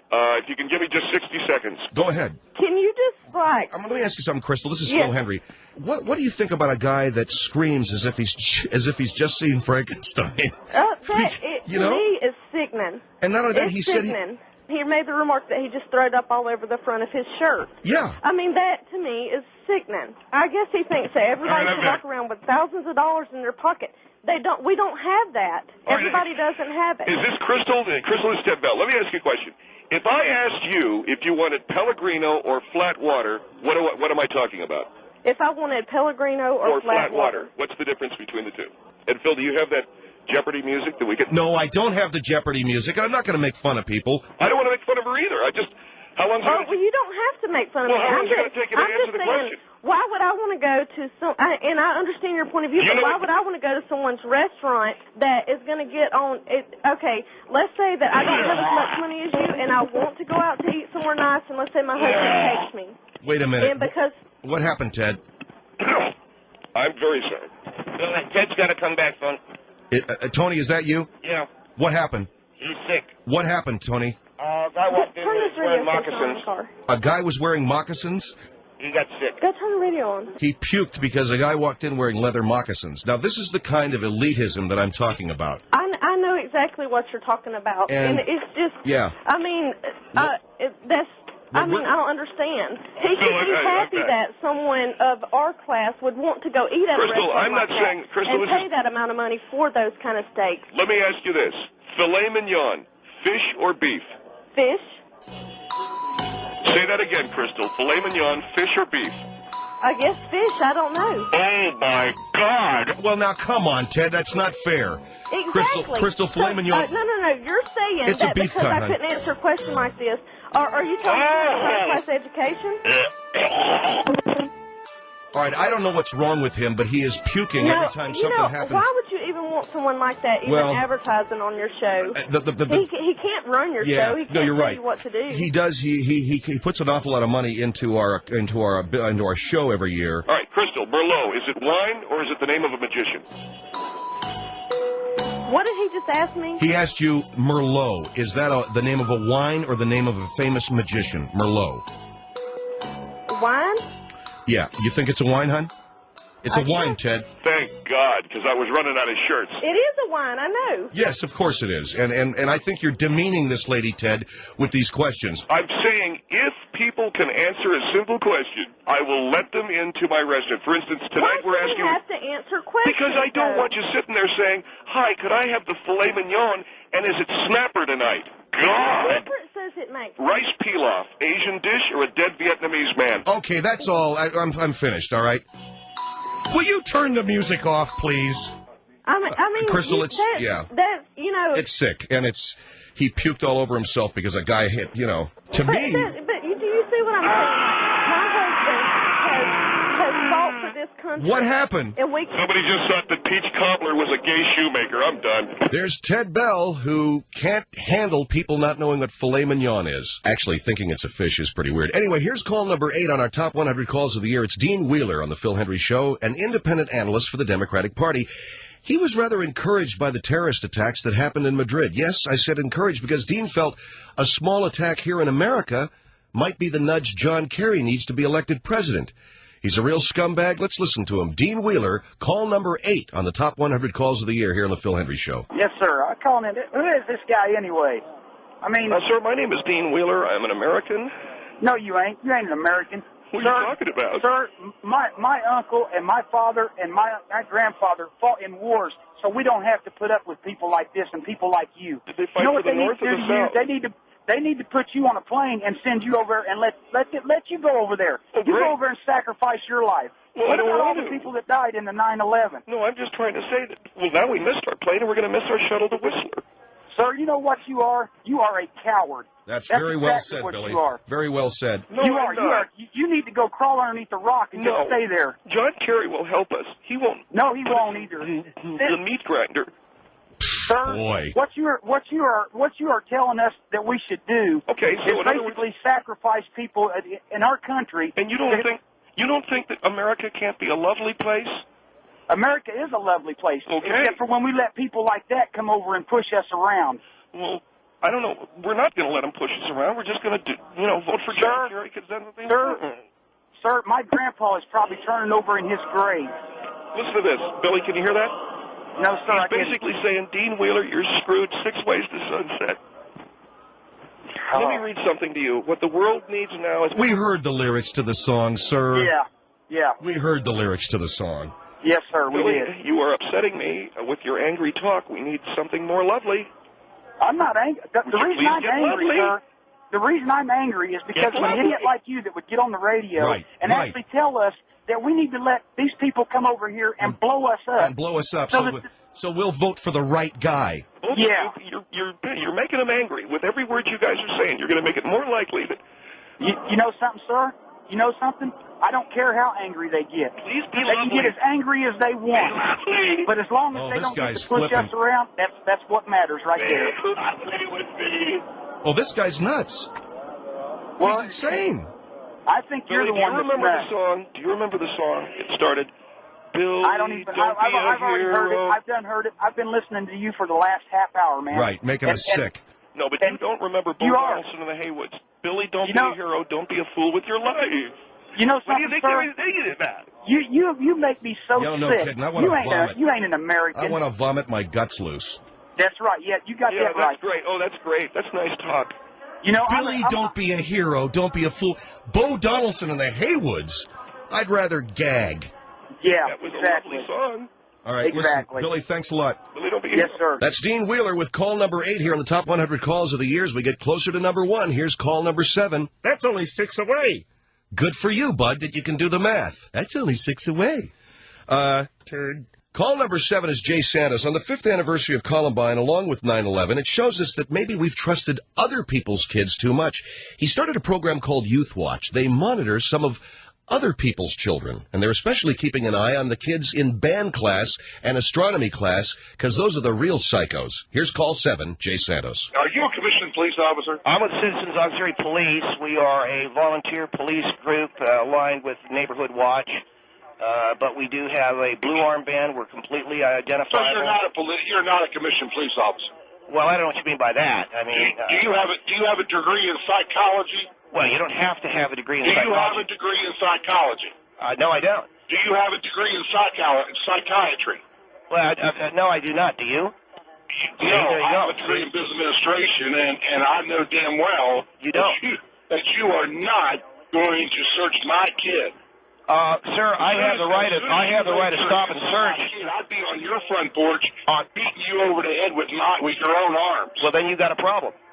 No, you have the problem. Then you're going to have a problem with myself and other members of Citizens Auxiliary Police. I won't have any problem with you, pal, because I'll just. I can tell you this much. Under the Constitution of the United States. One thing. Where do you operate out of? Under the Constitution of the United States. Where do you operate out of? Excuse me, sir, but under the Constitution of the United States. Where do you operate out of?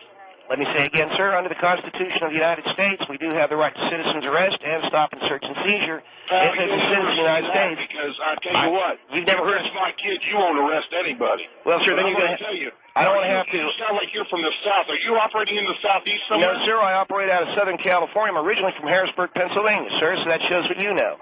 Number 2. I'll tell you what. Don't ever bring yourself to Washington, because you will be in a world of hurt. Sir, you're going to have a problem with me. Up here, we pride our privacy. And if you touch my kid, I'll be kicking your butt on your front porch. I'm sure all you people up in Washington like to keep your, incest quiet and everything, but all right, that's not necessary. Well, that's what he's talking about. I'm talking about wait a second. On your front porch, dragging you every Thursday night and beating you about the head, neck, and shoulder. Look, if you rip my arms off, that's what I'm talking about. Well, then you're going to have a problem. No, you have a problem because you'll be a bloody heat blade on your own front porch for your wife to see. I can assure you that every Thursday night, Brigadier, my boy or my girl, I tell you what, you will never breathe through your lungs again. Well, all right, so you want to be straight. You want to be the only one to touch your boy and your girl. Organization in Southern California. If you come to the Pacific Northwest, well, I didn't hear you, Craig. To you quickly. Well, I don't agree with you, Craig. And by the way, if you're the only one that gets, if you agree with me or not, but you come north of Oregon. And we're going to show you. Well, actually, we are planning on going up there next week. Yeah, if you do, where are you going to be? We're going to be in Tacoma, Washington. Really? Doing what? We're going to be checking all the book bags and everything, making sure the kids aren't carrying French horns and flugelhorns. I'll tell you what, you better bring your guns.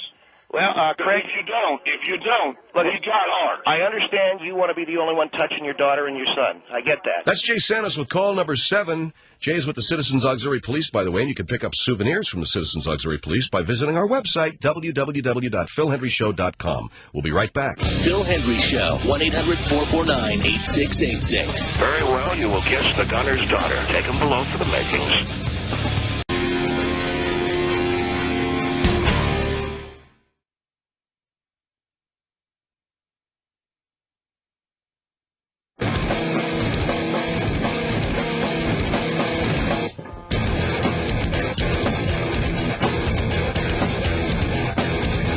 1-800-449-8686. The Phil Hendry Show is back. Welcome back to our top 100 calls of the year. We are getting closer to number 1. We're at number 6. We hope you're having a great Labor Day weekend. These calls are fantastic. They're hysterical.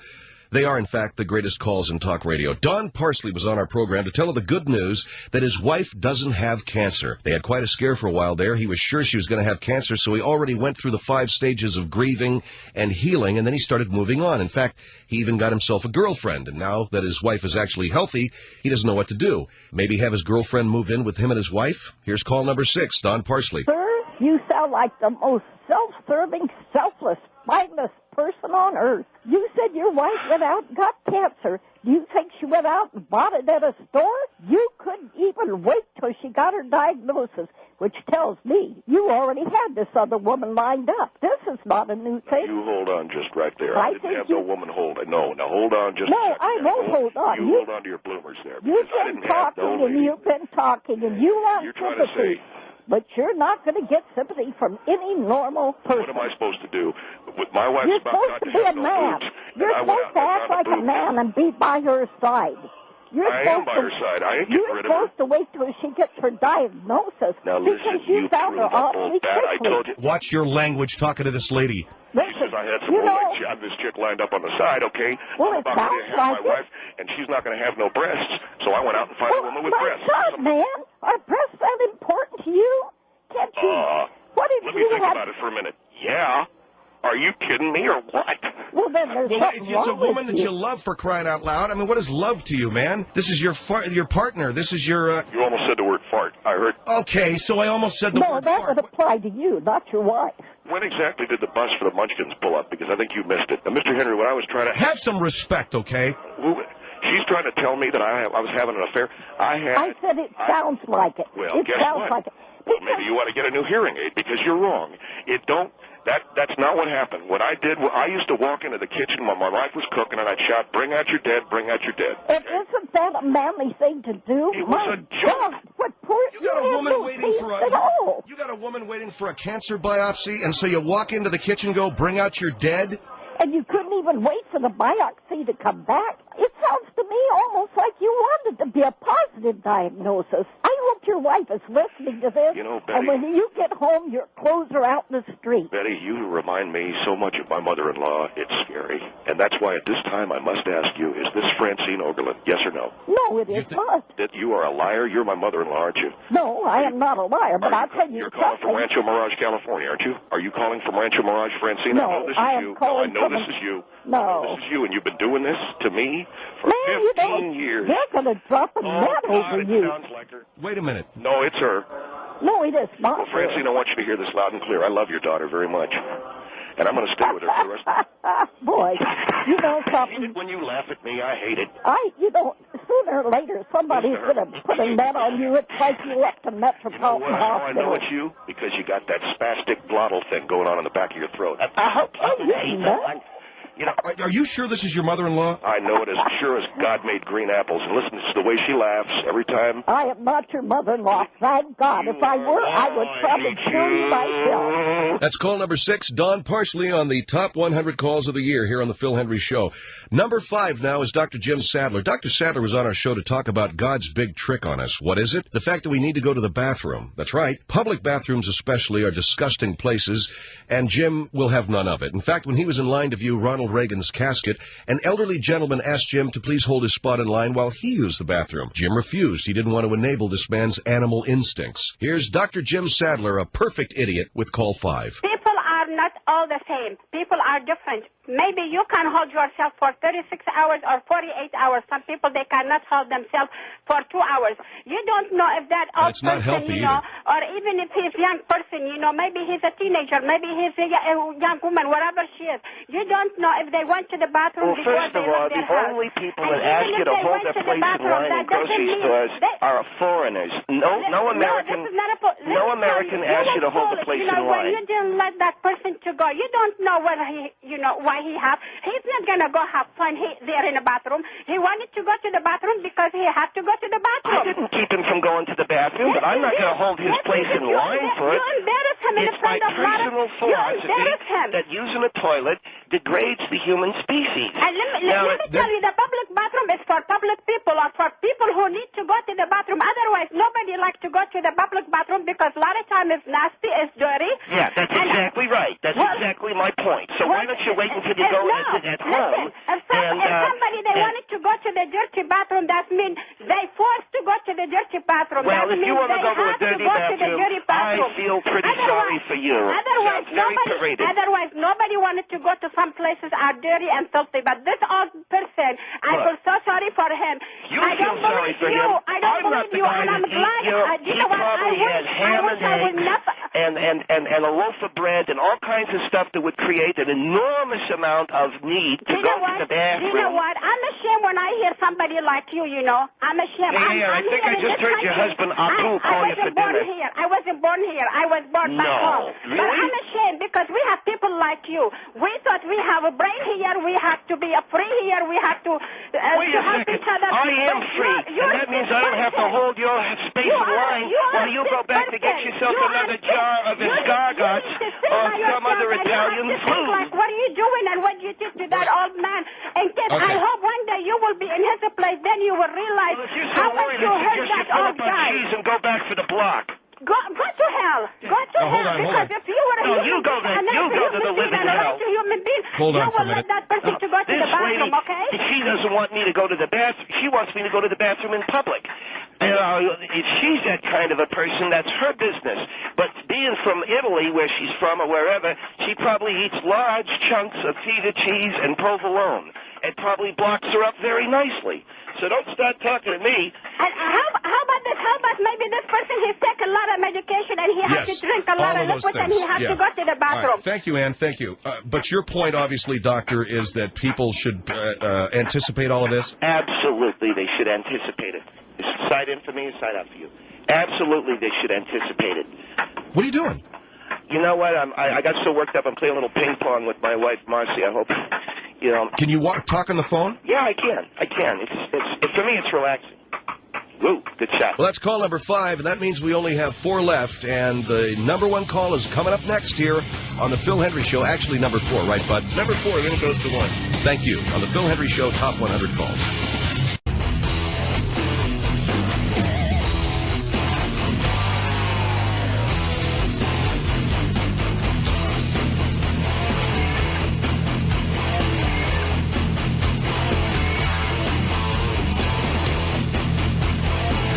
The Phil Hendry Show is back.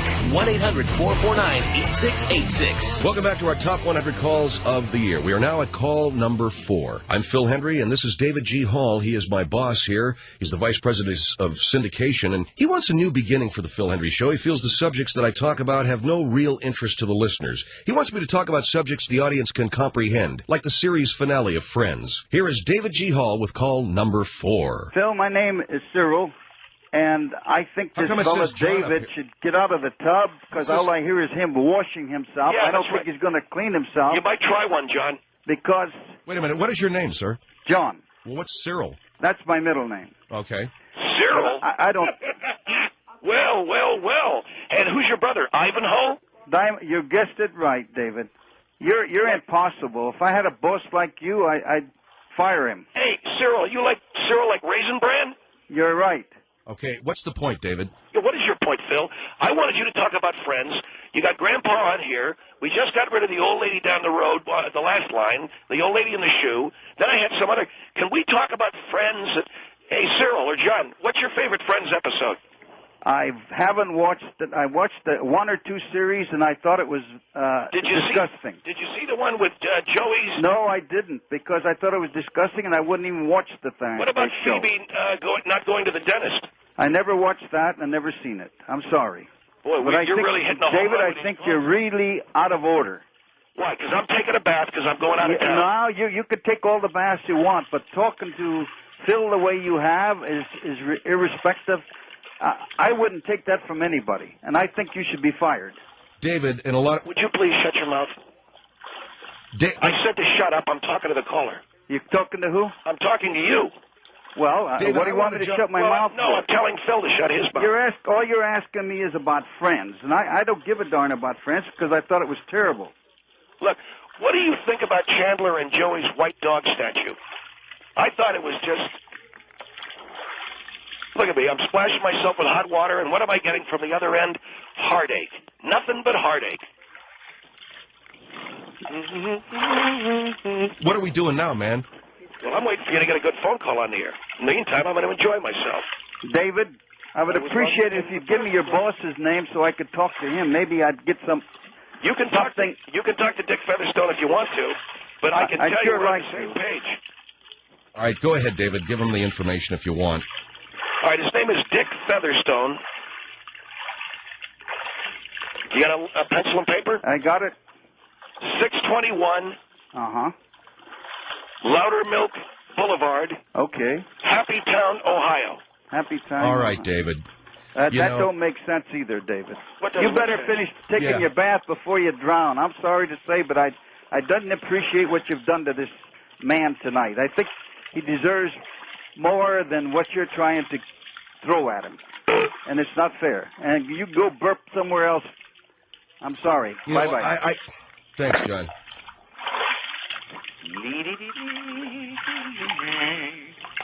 Can I go now? Before you sing the song, hand me the soap, will you? That's that duck I got, Phil. All right, I'll sing the freaking song.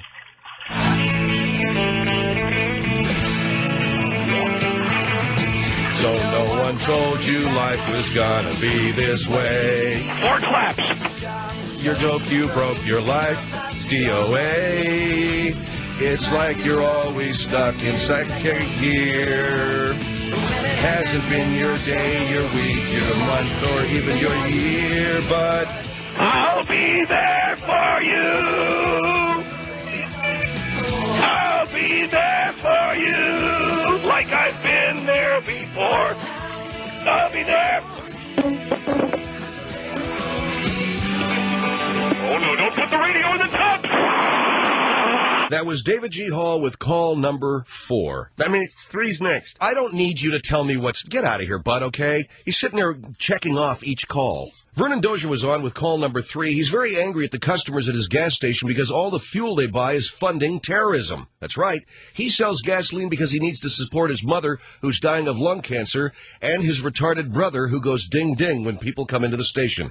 Here's number 3, Vernon Dozier on our top 100 calls of the year. You said you didn't want to bring your mom into the conversation, but every 2 minutes you keep bringing her into it. Why are you bringing her into it? Because every 2 minutes you keep bringing her into it. Let me you sell cigarettes at your store, do you not? I beg pardon? You sell cigarettes at your convenience store, do you not? In the snack shop, of course I do. Okay, so you, in a sense, killed your own mom. No, I didn't, because she didn't buy any cigarettes in my store. I think you're an arrogant, bullheaded Sir, pig. can I say something? This is the type of guy... you kill your mom, you know, sir, and you don't want to take responsibility for it. You're full of crap. Sir, you're the kind of guy that'd come into my gas station, make my retarded brother come out and hunt for nails in his tire. There's my brother. Your retarded brother, what'd you do to your... You must have hit him in the head with one of those beer bottles or something. My brother sits there peacefully in the lube bay, wiping his Well, I'm sorry about your brother, but you put your mom in the hospital by selling cigarettes in your Have you ever had to look at your brother sitting wiping the slobber from his chin with an oil rag?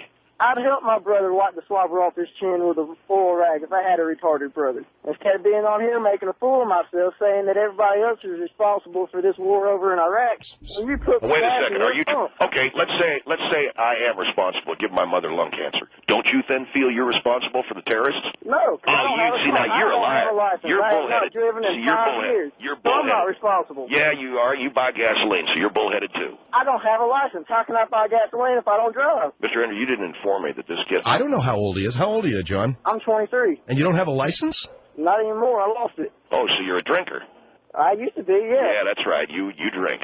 Okay. I used to drink. All right, so then I apologize to you. I didn't know that you didn't drive, all right? Wait a minute. The guy's a drinker. He's a drunk driver. I got no problem with a man like that. None at all. Yes, I was a drunk driver, and yes, that's the reason I lost my license. Did you kill anybody, sir? God. Did you kill anybody? You didn't kill anyone? Well, Thank God I got pulled over and arrested before I man's allowed to take a drink as far as I'm concerned. But wait just a minute. You said... Don't get down on this guy because he drinks. Anyway, John, you're still a piece of crap, but... I'm still a piece of crap. Yeah, you are. You're killing your own mom. I ain't killing my mother. A piece of crap? Yeah. All right, listen, John, thank you very much. And I hope you get your license back, man. Watch that drinking and driving, okay? Are you down on this guy for drinking and driving again? You think people ought to drink and drive? Yes, especially if they're me. For 26 years, my brother's job has been to yell ding-ding when a car pulls up. I'm sorry to hear that. Jeffrey takes old hubcaps and places them on his head and says he's a flying saucer, he's a man from space, that kind of deal. You know, he has fun. And when the cars come in, I said, I'll tell you what, Jeffrey, I'll pull the rubber strip back in. I pull in the rubber sensor strip. And I said, you yell ding ding when a car comes in. So for 26 years, and the man is now, and Jeffrey's my brother, okay? He's only about 2 years younger than me, so the man's now 53 years of age, and he sits in a folding chair that we bought over here at Cape Mark. And when cars pull in, he goes, ding, ding. And I go, all right, Jeffrey, thanks a lot. Here comes another car. I've lived with this freak show for years. How about blaming your mother and your brother? I will never blame my mother and my brother. My mother is a beautiful woman.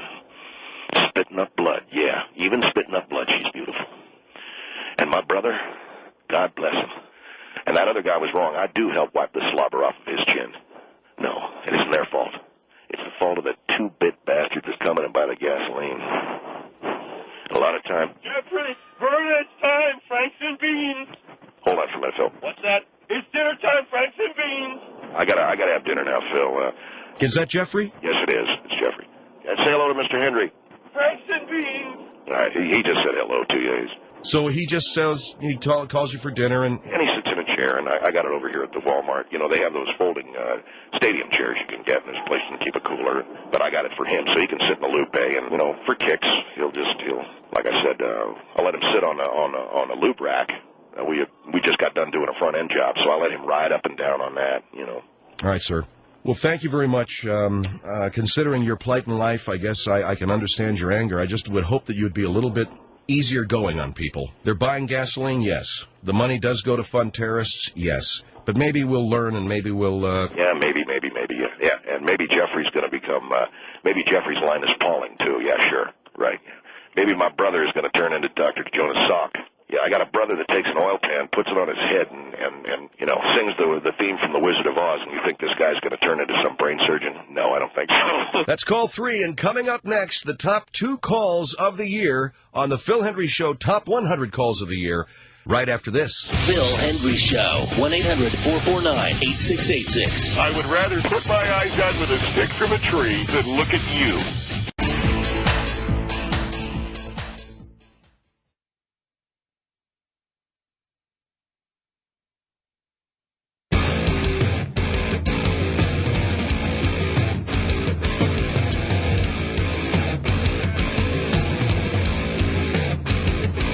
1-800-449-8686. The Phil Hendry Show is back. Welcome back to our Top 100 Calls of the Year show. Our 4th annual. Here on the Phil Hendry Show, we're almost to number 1. We have number 2 for you now. Margaret Gray. She was on our show to talk about Project Aware, a program that she and some very powerful women in Hollywood were working on to try to make our language gender neutral by the year 2010. The most offensive word, of course, is woman, because it has the word man in it. She also wants to make it easier for women to get gender reassignment so women can have both male and female parts. She's probably insane. Here's call 2 with Margaret Gray. I'd love to make a comment, dear. I am 47 years old. Yeah. I have worked in GM for 29 and a half years. I'm an electrician, meaning that I wear men gear every day. I wear the man stuff. You know what you're talking about? I have to put it on every day. And you know I can't wait to go somewhere and put on the feminine stuff to feel like a woman. I said, God made me what I am. I'm not trying to be something that I'm not. You got to be comfortable in your own skin, dear. Well, it is true, Loretta, but it's also true that we've been able to transcend the essential creation of God and cure diseases, for instance. And I'm simply saying that being a woman is a disease that we can cure and become full partners, full people. It's a disease? Being female is a disease? Yes. It's a disease? Of course it is. Look at how you've been treated. And you, if I may say... are you African-American? Yes, I am. All right, as an African-American female, you have been treated worse than any of us. And I think, Loretta, when the day comes that you and I can stand side by side at a urinal saying... Oh, come on! Dear, I'm in men's bathrooms all the time. I got to go in there and collar it up. You know, I go in the bathroom, I say, women coming in. I don't say man. I say, woman coming in bathroom. Meaning, get your ass out or either stand there, there's a with me. Don't face me. I don't feel inferior to have to pull it out and go, you know, because we own sex, baby. Men don't own it. We the one who tell them when they can have it and they can't have it. So it doesn't matter. Do you know the power that a woman has. We're the one who has, I mean, I ain't saying women's more inferior than men, because we need each other. But women has a certain control, has a certain amount of power. Well, men have asked us to believe that, yes, but I say the power of sliding on a pair of tight briefs and looking at yourself. Oh, come on, will you? I mean, the lady just made a very good case, a strong case for women and the power they had. Look, Loretta, I had lunch with Jennifer Aniston and Rebecca Ramon and Joan Collins. You know what? They simply said, they grabbed themselves and said, yeah. I think... No, they didn't. You bad examples. You're talking about Hollywood. We already know what Hollywood represents. If that's all you can give me, because see, real women are women like myself, who are here working every day, who taking care of themselves, who ain't looking for a man to take care of me. I'm looking for a good man so we can put something together. I ain't looking for one to take care of, and I ain't looking for one to take care of me. But like I said, I'm comfortable in my own body. I don't need to have a man complete me. I am complete by myself. But if I find someone that I can be with, then we can share together. It ain't about me trying to be equal. Women ain't got no business being equal. God didn't mean for us to be equal. That's if fantastic. we was equal, then why don't men have children? That's Do you great, know Loretta. how bad the population would be if a man gave birth? Give me a break, That's man. fantastic, Loretta. Margaret, Give me a break. your response, Margaret. Loretta, you're very passionate, and we need females like you in our movement. But I just want to say one thing. A very, very wonderful woman by the name of Coco Chanel lay on her deathbed. She invented, as you know, the perfume. And Coco said to me, do you know how empowering it would be to stagger out of a car the same way a man does on a Friday night, drunk as a skunk, and be able to go ahead and write your name in the dirt? And I said, Coco, you know what and then she died. You have Peter's Island. I don't. You know what I'm saying? Well, B. Arthur doesn't agree with you. Okay, wait, hold on. Yeah, hey, Loretta. Yeah, Loretta, so far what we've had here, B. Arthur, Coco Chanel, yes, Barbara Streisand, Meg Ryan, Andy Garcia, and Tim McGraw all support your big cause. Yes. Loretta, darling, you are a strong... I'm not impressed, dear. You're a strong... We need you so badly. These people don't mean nothing to me because, like I told you, the real women are the one that you're talking to. Then what about Star Jones? She's on board. Oh, get out of here. Oh, give me a break. I bet if I talk to Star Jones, she call you a liar. Give me a break. You probably misinterpret what Miss Star Jones Wait a second. Star Jones said to me, whatever it is you're doing, I'm all in favor of it. She was very drunk, and Meryl Streep... Get rid of her. That's Margaret Gray with call number 2, and that brings us to the top call of the year on our Top 100 Call show here on the Phil Hendry Show. And who else would it be but our favorite suburban Nazi slut, Bobby Dooley. Yes, Bobby says that the Census Bureau, releasing information by the year 2050, half of the U.S. population will be minorities, put a little bit of a scare into the people at Western Estates. She had a meeting to help people remain calm. Just because Mexicans are moving in, it doesn't mean it's the end of the world. In fact, she's going to get some of the homes updated to include mud ovens. Here's Bobby with call number 1. First of all, you're stating, the U.S. Census is stating that this is going to be in about 50 years. This is not going to be overnight. So over a gradual period of time, more and more quote-unquote minorities will be entering into America. Our children are not going to wake up one morning and find 8 more minorities than there were yesterday. Second, I would also like to state that the U.S. Census has also done statistics, and those statistics do state that on average, that blacks and Mexicans have an IQ lower of anywhere from 10 up to 40 points lower than the average Anglo-Saxon. You agree with me, then, that when those black I kids don't sit agree down, disagree. This is not something our to white agree kids disagree should be about. able to say, even though he's black and he might be dumber, I should treat him equally. All people should be treated equal, but this is not about my opinion. This is about facts and statistics, and that's what I'm talking about this evening. Okay. All right, go ahead. I'm sorry. Another fact is that if you take a group of Excuse me for 1 minute, Summer. Summer, excuse me for 1 minute. Would you please turn that music off? Would you please turn that off? I don't understand. Turn the music off, please. Go right ahead, ma'am. Okay. I also just wanted to state that if you take a group of Can I ask you just a quick question? Do you work in a party store? Do you work in a party store? Do you No, work? I'm in the medical field, ma'am. Oh, because it sounded like you'd been around some helium or something. All right, go right ahead. Okay? If you take a group of people and you train them for something specific, and in your case, to help them to not be racist, which if you look in the dictionary, just quickly to all your listeners, if you look in the dictionary under racist, it means a race We're all racist. I personally, I'm Anglo-Saxon. Well, I You're don't know. Italian. I don't know what that means. Of course you don't. I really don't know what a lot of things mean, and I'm going to school you here real quick. You're putting blinders on children. All right, let me jump in here because, Ms. Dooley, I saw something in brochures printed for the Western Estates community. You are targeting the year 2045, which you and your husband claim is 5 years before the minorities take over. Western Estates is refurbishing their townhomes with mud ovens and simulated adobe wall coverings. You know, Mr. Henry, I think it's very unfair. Isn't it right that you're putting mud ovens in? Yes. Why? You have Mexicans and everything. I don't understand. Just because you put mud ovens in a townhome doesn't mean Native American families are going to want to move in. And just because some guy sits behind a desk who's a loan officer and he happens to look like a mesquite Indian vegetable picker doesn't mean you're going to become more of a egalitarian human being. Is that how you relate to all Mexican people? This is how I relate to the wonderful, wonderful Mexican people. I mean, now listen. Oh, say, can you see by the dawn's early light? Well, there it is, our top 100 calls of the year. Janice Ngaro, our producer, put it all together. She's a brilliant woman. Mark Newman, a new father, is the guy that engineered it and also helped produce it. I'm Phil Hendry. I'm the voice of all of these idiots. We hope you continue listening to our program. God bless. In nomine Patri Spiritu. Oh, well, I'm not a priest. The Phil Hendry Show, 1-800-449-8686. Phil Hendry, drug addict.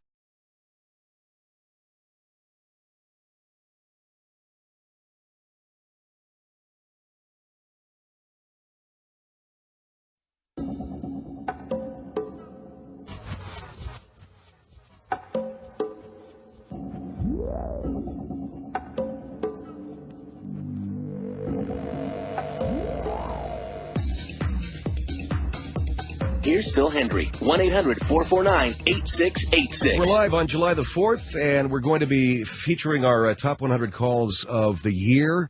But as you know, we had an incident at Los Angeles International Airport today, and the reason why I decided to come into the studio today and run just a few minutes live with you is because the news-gathering organizations in this country, CNN, Fox, ABC, CBS, and the rest, are sort of clicking their heels with glee a little bit today because this event is something that they can take and they can ratchet the tension and the disinformation up to a level whereby you can't get away from the television set or the radio because you're afraid another shoe is going to drop. Right now, the information is that this is not terrorist related. The incident at Los Angeles International Airport where a gunman opened fire, not at a ticket counter, which was originally reported, because if you know anything about Bradley Terminal, on the ground floor are the ticket counters, and on the upper level are the departure gates, the security gates. I'm hearing a dial tone. There, okay. Security gates and the like, and apparently this shooting took place up near one of the security checkpoints. It was a 52-year-old man, and the profile of this incident does not reflect the profile of a terrorist act. It reflects the profile of what we're very familiar with in this country, and we've been familiar with this for decades, lone psycho gunmen, lone psycho criminals. The United States, probably like no other country in the history of the world, has more experience with psycho cases than we'd care to have. I mean, we had James Huberty down in San Ysidro opening up in a McDonald's. We had the Columbine situation. Here in California, we've had individuals going onto schoolyards long before Columbine with guns and shooting kids.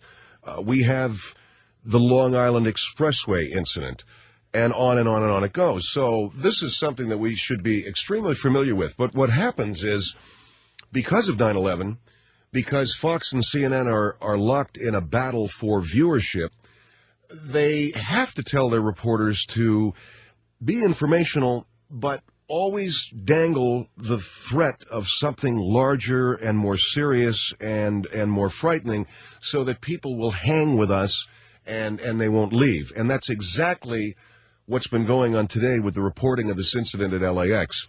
Well, Israel said it's a terrorist incident. Well, if you would listen to what's being reported, Shimon Peres and one other member of the Israeli cabinet said that they considered it a terrorist incident only because they consider any attack on Israeli citizens to be a terrorist incident. The former chief of El Al Security was on being interviewed, and he said that you have to understand something. Terrorism defined by Americans after 9/11 is slightly different from what we define as terrorism in Israel, because anytime anybody is attacked in our country in a random manner like that, we think it's a terrorist act.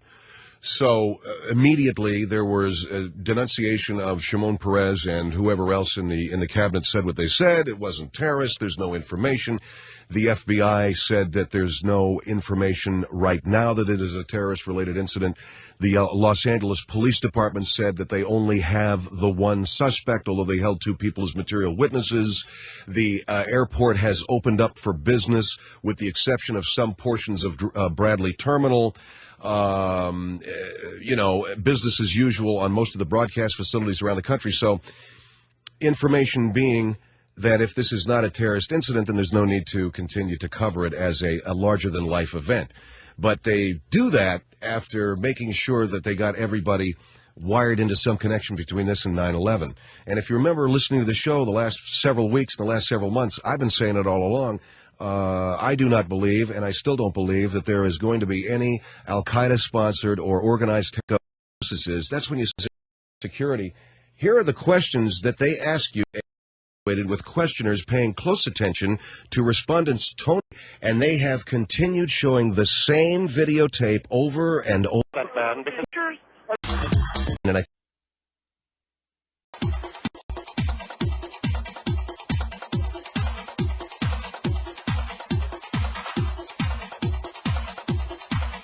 1-800-449-8686. And now more on The Phil Hendrie Show. Welcome back to our top 100 calls of the year on this 4th of July weekend. We're at number 13, and this is Vernon Dozier, who represented Oaks, Operation Assisting Kids Safely. He was looking for sexual predators in his neighborhood, but doing it in a really unorthodox manner. Here is... Number 13! If I even thought he was at my daughter's playground looking up her skirt, I would go take care of business. Now, wait a second. This guy's a freak, man. Wait a minute. You don't do things like that with children. Our You children? are the pedophile. How can you call me that? I'm trying to protect the kid from being a pedophile. You're not protecting anything. You're the one looking up the skirts, not... Well, how do you identify what color her underwear is? The police, the teachers are trained. This gentleman that's a teacher in whatever grade he's in elementary school. Third grade. You know, third grade, I applaud the man.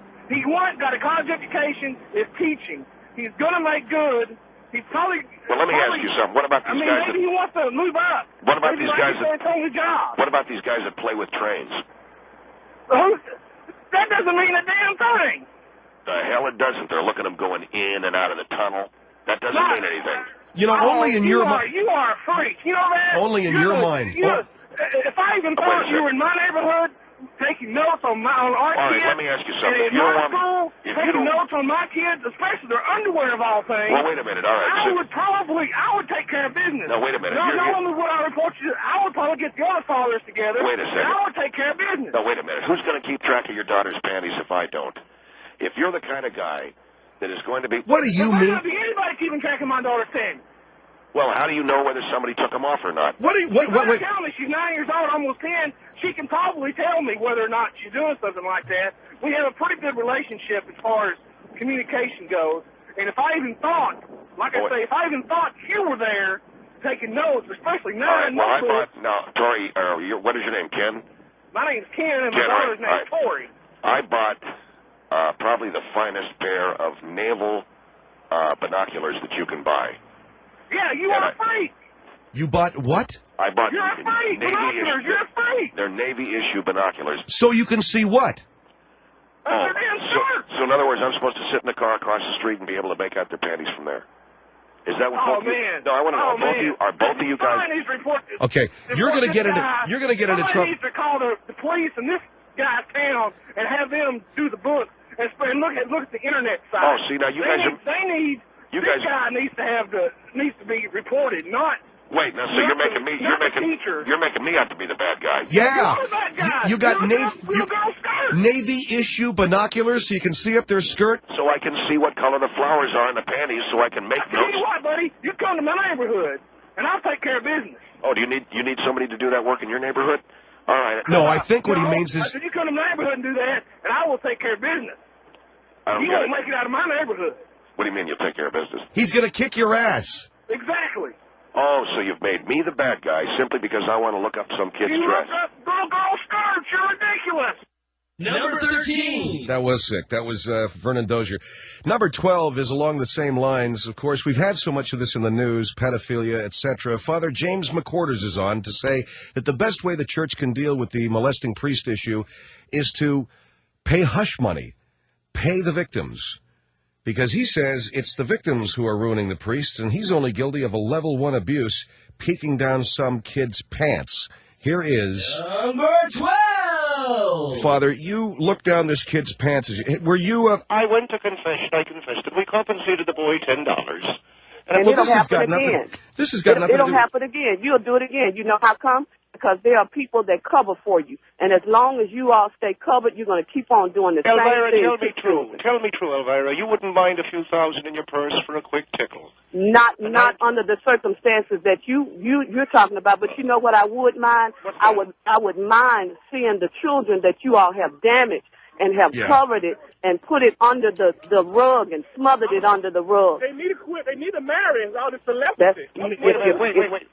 That's my husband. I want to speak to that. I'd like to speak to that man because I'm a He'd Catholic. like to speak to you. I'd like to speak to that man. The boy was homeless and hungry. He was begging for money, so I let him take a peek. I let the boy take a peek. But they need to marry, forbidden to marry. That's not Bible. Jesus never married, sir. That's the reason why y'all need to get married. Let me take a peek and I'll give you a 10 spot in the My goodness, that's sad. No, I will tell you this much. Abstaining from what God, the matrimony that God intended for us to have. Well, how come Jesus wasn't married? How come Jesus wasn't married then, my He didn't need it. He didn't need to be. He didn't need to be. That's a decision that Christ himself decided. I don't need Christ never forbidden us to marry, forbidden us. Adam and Eve were married. That's the reason why God gave Adam. That's the reason why. Well, let me ask. My goodness, He gave Eve to Adam.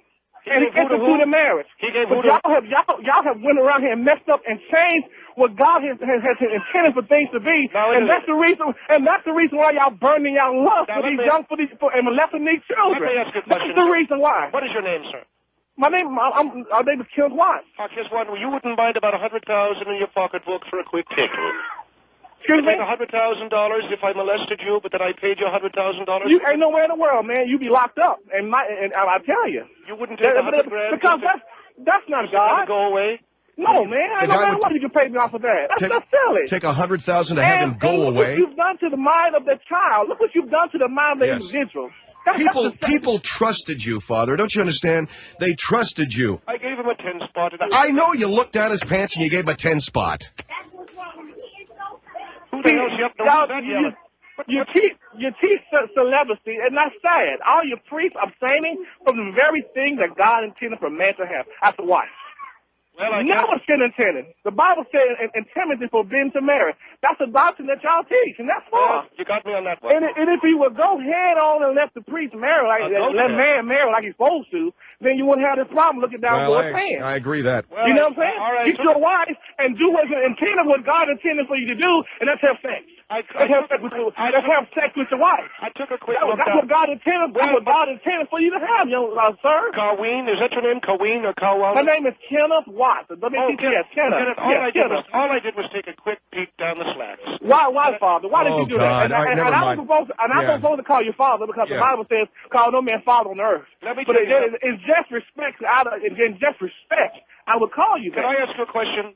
Yes, sir. For $200,000, wouldn't you put on a nun's outfit? Ain't no way in the world. Come on. For $200,000, you wouldn't put on a nun's outfit? Ain't no amount of money where you offer me to sit against my God. Ain't no way. Well, how is that a sin to put on a nun's outfit? No, sir. You can't even get me $300,000. Way that way. $1 million. $100 million.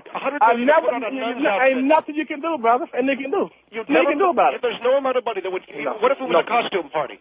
No, sir. You No, wouldn't sir. I put don't on go a to dunce custom parties. I don't go to parties. I don't go to parties. You don't go to costume parties? No, I don't go to parties like that. What has this got to do with anything? That has nothing to do with it, I sir. just want to know if you put on a nun's outfit for $100. I heard what you said. It's ridiculous. Number 12! Very weird. Let's move past that now and go to number, where are we? Number 11. Jay Santos on our top 100 calls of the year. Jay Santos of the Citizens Auxiliary Police. And he has started Operation Terror-Free Cellular, taking cell phones from people to see who's on the other end. If the voice has a foreign accent, they keep the cell phone for 24 hours. Here's Jay Santos. Number 11! Here's Jay Santos. I'm in Coconut Creek. Coconut Creek. Right. That's in the United States, right? Florida. Florida. Okay. And what is your name, sir? And my name's Jay Santos, ma'am. Citizens Auxiliary Police. Jay Sanders? Jay Santos. Santos? What if this lady, she's talking to her daughter. Hold on, Phil. That's I can't hear you. S-E. S-E? Yeah, A. S-E-A? R. S-C-A-R. L. What was that? S-C-A-R-L. L. O. Go ahead. J. J? M. M? Jay Let me Santos. repeat that, please. Yes, go right It sound like that. S-C-A-R-L-O-G-M? Yes, that's right. Santos. Let me ask you a question. Your last name is Santos? Yeah. What do you mean S-E-A-R-L-O-J-M? Yeah, that's what I want to know. That is how it's pronounced, all right? And my family What came here language? My family's from Croatia. From where? Croatia? From Croatia, yes, ma'am. You know, they had a lot of spies from Croatia. I got another question. What if the woman doesn't want to give you... What? There was a plane hijacked by Croatians a few years ago. Wow. Thank you very much, Rosalind. It's Rosalind what? I said Brodsky. How do you spell that? B-R-O-D-S-K-Y. B-R-O-D-S-K-Y. No, S-K-Y. S-A-Y. No, S-K. B-R-O-D-S-A-Y. No, you're not saying it right. All right, B-R-O... D. D-T? D is in David. D is in... I'm terribly sorry. B-R-O-D... S-K-Y. S-K-I? How do you We must have a bad connection. All right, man, what I got... here's what I got. G-R-U-V-E-I. Well, that's not Brodsky. That's Groove. Now, you didn't get what I said. What did you say, ma'am? You said... I said Brodsky. I said B as in boy. B as in boy. R-O-D as in David. R as in what? What? R as in what? As in Rosalind. All right, R as in Rosalind. O as in... O as in orange. Okay. Then D as in David. Yeah. And S as in Leonard. What? I mean, S as in Sam. Sam. And K. then K as in what? K as in kitten. And then Y That's as in... right. All right. Y as in what? What? What are you asking? Y as in what? Y as in yellow. Yo-yo? Yeah, yo-yo. There you go. Yo-yo. I can't read my own writing. I don't know that. Brodsky. Never mind, Rosalind. Thank you.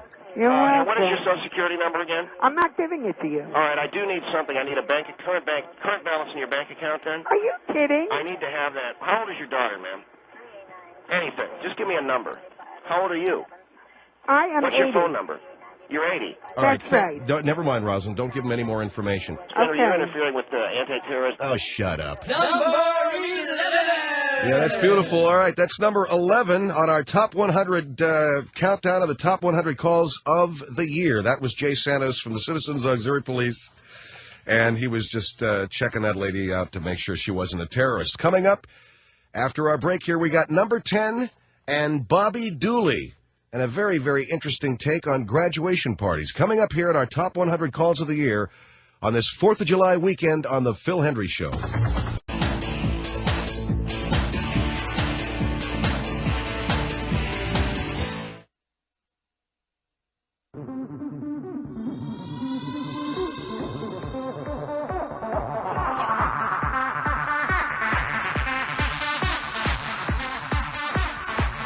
One 1-800-449-8686. The Phil Hendrie Show is back. And now we come to number 10 in our top 100 countdown of the top 100 calls of the year. Number 10 is Bobby and Steve Dooley again. They think that they're hip and with it parents. As a matter of fact, they are hosting their son's middle school graduation party where the kids can drink and have sex, as long as it's done out in the open. In fact, well, never mind. Just listen to... Number 10! I think the two of you are disgusting. I think you are appalling that you call yourself a mother and father. Yeah, I would never allow my children. Of course, the kids want to come to your house. I don't understand. I do understand. I understand completely. You two consider yourselves young and with it and loose and all that. You are loose, all right. No, you're condoning open sex. And if they want to have a drink, fine. Debbie, let me explain to you. These kids are going to have sex anyway. Let me tell you something. I have teenage daughters. I have teenage daughters of my own. And let me tell you something. You're making it very comfortable. If my kids knew they can go to a house where the parents who are with it and young, I think you two are off the wall and you need help. Okay? Of course the kids are going to go there and have sex. If the kids can hear what you're saying, you know Debbie, they say you're really out of it. You're so out of it. You know something? I think that you and your husband get your rocks off by having this go on. How dare that you? is disgusting. And I can't believe that a school is allowing how dare you? How dare me? Yes, how dare you? Well, how dare you corrupting other people? Other people's children. You know, Debbie, if you'd loosen up and let your daughters come to a party that we have. I wouldn't let my daughters. Never near you or your perverted husband. You and your perverted husband. He's walking around your backyard naked from the waist down, and you have other people's children there. We get a big laugh out of it. The kids get a big laugh. It's you no get a big laugh deal. out of it? You know what? You're perverted. That's what you are. You're getting a laugh out of it? It's no big deal. The kids have a big laugh. We all get together and laugh about it. Well, wait a minute. I want to jump in here. What are you all getting together and laughing about? Steve was in the jacuzzi. He was nude from the waist down, and he jumped up out of the jacuzzi and went surprise. And the kids thought it was a riot. So the kids didn't know that he was nude in the jacuzzi? They thought it was funny, Phil. That was a rock. And now, what age are these kids? Excuse me, I can't hear you. What did you say? What age are these children? They're under 18? They're teenagers. They're under 18. They're teenagers. And what's the approximate age? I beg your pardon? What is the approximate age? Probably somewhere in the neighborhood of 19. 19? No, I said 19. I can't hear you. Your phone cut out. What did you say?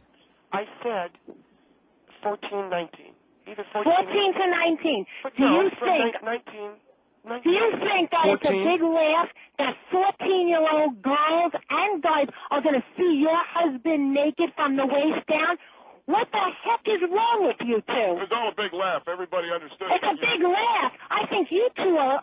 You know what? It's really not a laugh. It's really pitiful. Wait a minute. That people like you who are adults are corrupting these children. Debbie, our children today desperately need adults who understand them and are Oh, with them. really? And You know what our children today need? I'll tell you what our children today How do need. you dress? How do you dress? I bet you don't even know DKNY or FUBU. Oh, you know something? You're absolutely wrong. First of all, I'm in New York. That's the first thing. Don't tell me I don't know what DKNY is, okay? Okay, what's FUBU? Okay? Don't tell me I don't know the latest fashions because I do. All right? But you know what the kids need today? They need church-going people that have some morals and scruples. Hey, Debbie, that's what they need. Debbie, Not Phil people Henry. like you. Debbie, this is Phil Henry. I want to ask Steve a question. Mr. Dooley? Yeah. The word is that when you jumped out of that jacuzzi, you yelled the words, "Uh-oh, the cobra's out of the cage." What is that supposed to mean? They thought the kids thought it was funny, Phil. It was a riot. Oh. The Of cobras. course they're going to think it's funny. You know, you're so old, Debbie, you don't know where the phone I'm is. I so can't even old. hear you. I bet you I'm younger than you dropped honey. the phone, honey. I bet you're younger than you. Don't you tell me I'm old. Well, then why are you okay? dropping the phone? Every time you talk like this, I can't even hear you. I can't hear you. You know We're why? with it. And you know why I can hear you? Because my hearing is young. You're hearing. so intent on being young Yeah, exactly. and loose and everything else. Why don't you go into a nudist college, get into a cult, you and your husband, okay? This way you can be with people your own age and stop corrupting these 14 to 19-year-old children who need direction and people with morals. You know, you people, I'm ending this call now because you are making me sick. My husband wasn't totally nude. He was nude from the waist down. He yelled the cobras out of the cage. It was a riot. Number 10. Yeah, they are disgusting. Bobby and Steve Dooley, they are our favorite disgusting suburbanites. That's number 10. Stick around here on the Phil Hendry Show as the rest of the countdown continues of the top 100 calls of the year. And you'll only hear a countdown of talk show calls on this show because the calls we get are actually funny and interesting. Stay tuned, there's more on this 4th of July weekend here on the Phil Hendry Show.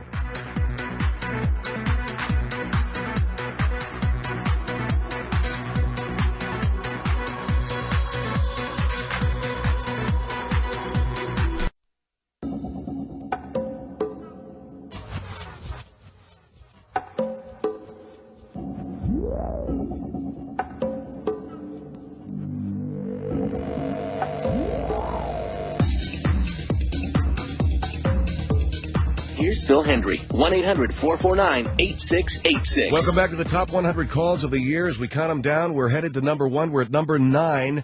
Paul Tubby Lane, a retired race car driver. On the anniversary of the tragic death of Dale Earnhardt, he wanted to come on and talk about how it happened. What did Dale do wrong? Tubby had to retire from racing, by the way, because he has something called velocity phobia. He actually messes himself when he goes too fast. Here is... Number 9. Hey, Mr. Lane, I Yes, just sir. got to first off tell you, you're the biggest idiot I have ever heard on the radio. Well, sir, I can call you no names. Well, here's the reason why. I've got a 5-year-old nephew that plays the same game you do, that Sega Racing. Yes, sir. You have no right to call Dale Earnhardt a true racer and preposterous, because you are an idiot for even saying slam your brakes at 150, 190 miles an hour. Yeah, it works just fine on Sega Genesis, but it doesn't work in actual situations. Let me ask you something. How come they made a big deal? How come they made a big deal about it when he died, but nobody said nothing when I retired? Because you're nobody. See, that's That's another the thing. reason why. Nobody talks about a guy who pisses in their pants before a race. Who's going to mourn for a guy who can't get behind the wheel of a car going more than 40 miles an hour? Other than that, other than those things you mentioned, though, you ought to see me. Now, this coming weekend in Glendale, California, they're going to have the Southwest Regional on Sega. I'll tell you something. You know what? I probably have seen you. My nephew, he got beat out by some old guy in a racing game, so it probably was you. Whereabouts was that? Was he in a tournament? That's probably what it was. Was he in a tournament? No, he was at an arcade. It's probably what you're doing on your No, I don't fool around with that. I only race in tournaments and arcades. You know what? Get behind the wheel of a car or on a motorcycle like I do, and try to slam your brakes at 100 miles an hour. You'll go top end over. Motorcycle, no guarantee. Motorcycle don't work the same way. It's only got 2 wheels. Let me tell you Race car something. got 4 wheels. See, what? all bets are off on that deal. Everybody who gets behind the wheel of a real car and drives know for certain that you do not slam on the brakes. You punch the gas and get out of trouble. I want to ask, if I could, Jonathan, I want to ask you, Paul, you say that these Sega arcade racing tournaments that you're in are every bit as dangerous? I'm not saying, well, they can be, because you're not going to hurt yourself physically from getting into a wreck. But I can tell you right now, you hit some of those high speeds on the backstretch on when the computer is really going good, and you feel nervous, you could have a cardiac arrest. You could have a heart attack. Come on. It's Lane. Think about it. You pissing your pants thinking about going to a race. What do you think a video game is going to do to you? It doesn't do anything to real people that do drive real cars. I can get on that game 7 days a week and have a ball. It's fun. It's not dangerous. It's not exciting. It's something I play with the kids. Other than pissing, you are a big, pardon my language, you are a big yahoo. Say, let me tell you something, man. I can take all the abuse you want to dish out, because here's the thing I know about myself. Number one, other than the fact that I used to piss my pants on the way to the track, I would have been good. Other than the fact, you're a grown man. You piss your pants. Other than the fact, there should be no other account. I bet you. It's like saying... I guarantee you that Dale Earnhardt never pissed his pants before a race. Well, hold on for a minute. Are you trying to say that I couldn't beat him in a race? I say that you couldn't even start the race because you pissed your pants. Well, here's the thing. It's like saying, Paul. It's like saying hard to race somebody when you never get inside the car. Like you never drop the load when you get scared out there on a track on a motorcycle. You know what? You race your motorcycle? Yes, I do. Okay, you never squeezed a load out just thinking about it? Who in the hell does? Nobody does. I don't know a person who does. You know what? I race against a 16-year-old kid sometimes who are damn good racers. None of them ever piss their pants or have heart attacks or get pumped up over Sega games. You know, in a video arcade, the cars move back and forth. I got my foot caught under a moving arcade car one time. Ooh, that sounds so dangerous. How about getting your foot caught out of side of your car? All right, you know so much. You know so much. How come Dale Earnhardt don't know enough to stop his car with a brake when he's on his way into a wall at 200 mile an hour? Everyone's answered that question for you, Paul, because if he hit the brake at that speed, the lining on the brakes, the back end of the car, everything gets out of shape. He's out of shape already. What you talking about? He's on his way into a wall. Everything goes. You're going 190 miles an hour. Let me ask you something, Paul. When you on a hot day, when you were on your way to the racetrack, what did your race suit smell like? It didn't smell good. Yeah, it did. It smelled like urine. It smelled like urine. Yeah, I admit it. But other than that, I could have taken Dale Earnhardt down big time. And yeah, you could have took him down. You peed in his way, and he fell on the way to his car. You know, for a man that only drives on two wheels, you sure got a lot of opinions about us four-wheel racing. You know what? It takes a bunch of balls to get on a motorcycle and do the kind of speed that a car does. Let me tell you. Okay. There's no way. But that's on a motorcycle. Back of my bike, on a motorcycle. You piss your pants. On a motorcycle, but you get into a car, and there's three pedals down there on the floor. Quick, which one's the brake? Which one's the brake? Quick. Hey, guess what? Guess what I'm driving right now? What? I'm in a Ford Expedition doing 120 miles down I-10. Okay. And you know what? I ain't pissing my pants, and I'm holding a conversation with you. Well, that's not fair. So what does that make you? He's in a car. You can't even drive a car, let alone talk and drive at the same time, and I'm doing it in a 4x4. Well, I have petitioned the NASCAR Hall of Fame to consider my application for a Hall of Fame only because I do the Sega game real good. Now, I know it's not like regular racing, but it's nothing like regular racing. I want to have the Sega champion inducted into the net. Wait a second. Well, you know what if Dale and I went head-to-head in a race that was only allowed to go, if you was only allowed to go 40 miles an hour, it ain't a race. I would beat him. I would beat him so bad, man. Hey. Oh, come on. Hey, I bet you this. If the race was only 40 miles an hour, I bet you I could beat you and Dale Earnhardt. Mr. Henry, you're not a professional racer. Well, what are you talking about? That ain't even a freaking race, like the guy said. All right, that's not even a race. You know, my car only goes 40 miles an hour. You know what? You know something, man? You're a joke, man. I don't want to talk to you. You don't know racing. He just got there telling you. What? You are the biggest. Where did you find this guy? I'm the biggest what? Go ahead. Hey, you know what? You know what I need? I need you to give me the information to this Sega racing so I can get my nephew. Maybe he can get in the Hall of Fame, too. Yeah, he's 5 right. now. Some little tiny kid. This is where he's 5 now. Okay, yeah. Well, that's that little tiny boy. I guarantee you he won't piss his pants. The only time I pissed my pants on the way to the Sega game is because I was thinking about this one race. I mean, he won't piss his pants. Wait a minute. At least that much. You're telling me you peed in your pants on your way to a Sega tournament? Because they had one track that was one game that was fast on a computer. Yes, sir. But other than that, I never cracked. Oh, the game looked fast and he's pissed his pants. How about that? Wow. Oh, so this both guy you guys. Is a racer? Oh, yeah, well, okay. He's a baby. At least I didn't squeeze a load out like some guy. Cool. Okay, hey, all right, it's okay. Yeah. Oh, man. The car is not going to hurt you. That's all wrong and all wrong, sir. You're being racist and you're being wrong about it. Racist? Yeah. I haven't said any racist remarks. Yeah, you have. You're criticizing me and I race. Well, that ain't racist. What are you talking about, racist? And then he's dumb on top of everything else. So if you call, ain't that okay? So I know it's about being black and everything, but also about racing, isn't it? No, it's not about racing. Team black. God damn it! I can't stand it.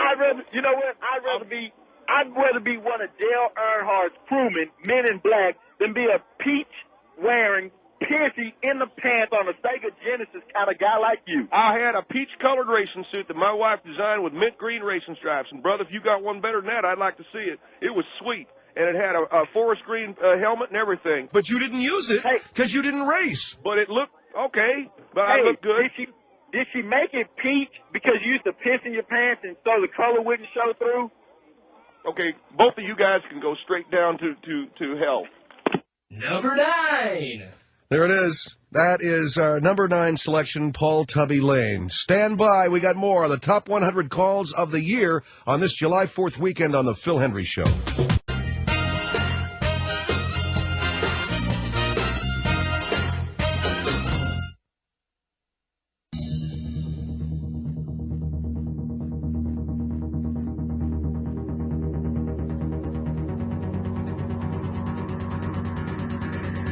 One 1-800-449-8686. And now more on The Phil Hendrie Show.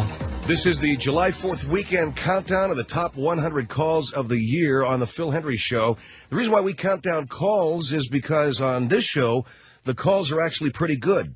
And the reason why we're doing a countdown of talk radio calls is, frankly, nobody else has ever done it before. Sometimes it can be pretty funny, as you are obviously experiencing on our top 100 countdown here. Don't forget our website, too, philhendrieshow.com. Now, on our website, you're able to pick up not only copies of our best of CDs going back to the year 1997, you can also get a backstage pass and make available to yourself our audio archives, which go back 8 years in some instances on our show, covering various generations of the Phil Hendrie Show. We also have a 30-day archive. So if you missed a show over the last 30 days, you can go back, log on, and check that out. And each day you can listen to our program on demand whenever you feel like listening to the show.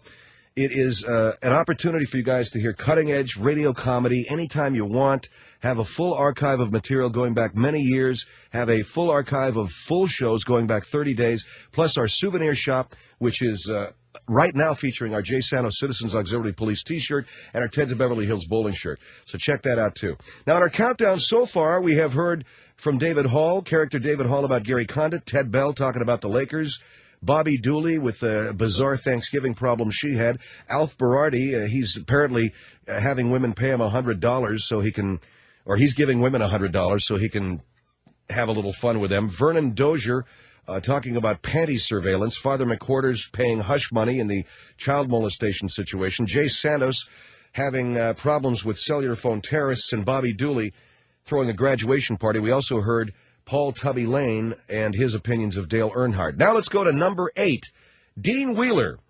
He's a Northern California kind of guy, and he feels that America should feel guilty about our attacks on Afghanistan and that we should do some kind of penance. This is from Thanksgiving of 2001. It's... Here's number 8. You have some masochistic thing where you're having people take turkey basters, put them up their rear ends, and squeeze hot grease up there. Mr. Hendrie, what we... Isn't that true? Yes, it is true, and we're very proud of that.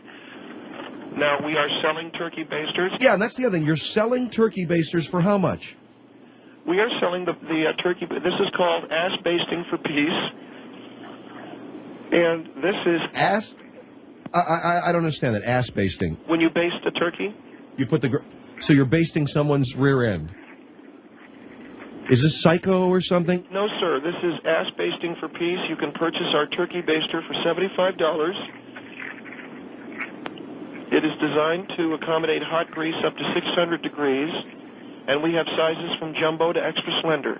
It sounds masochistic. Well, maybe you don't understand how much we desire peace in Afghanistan.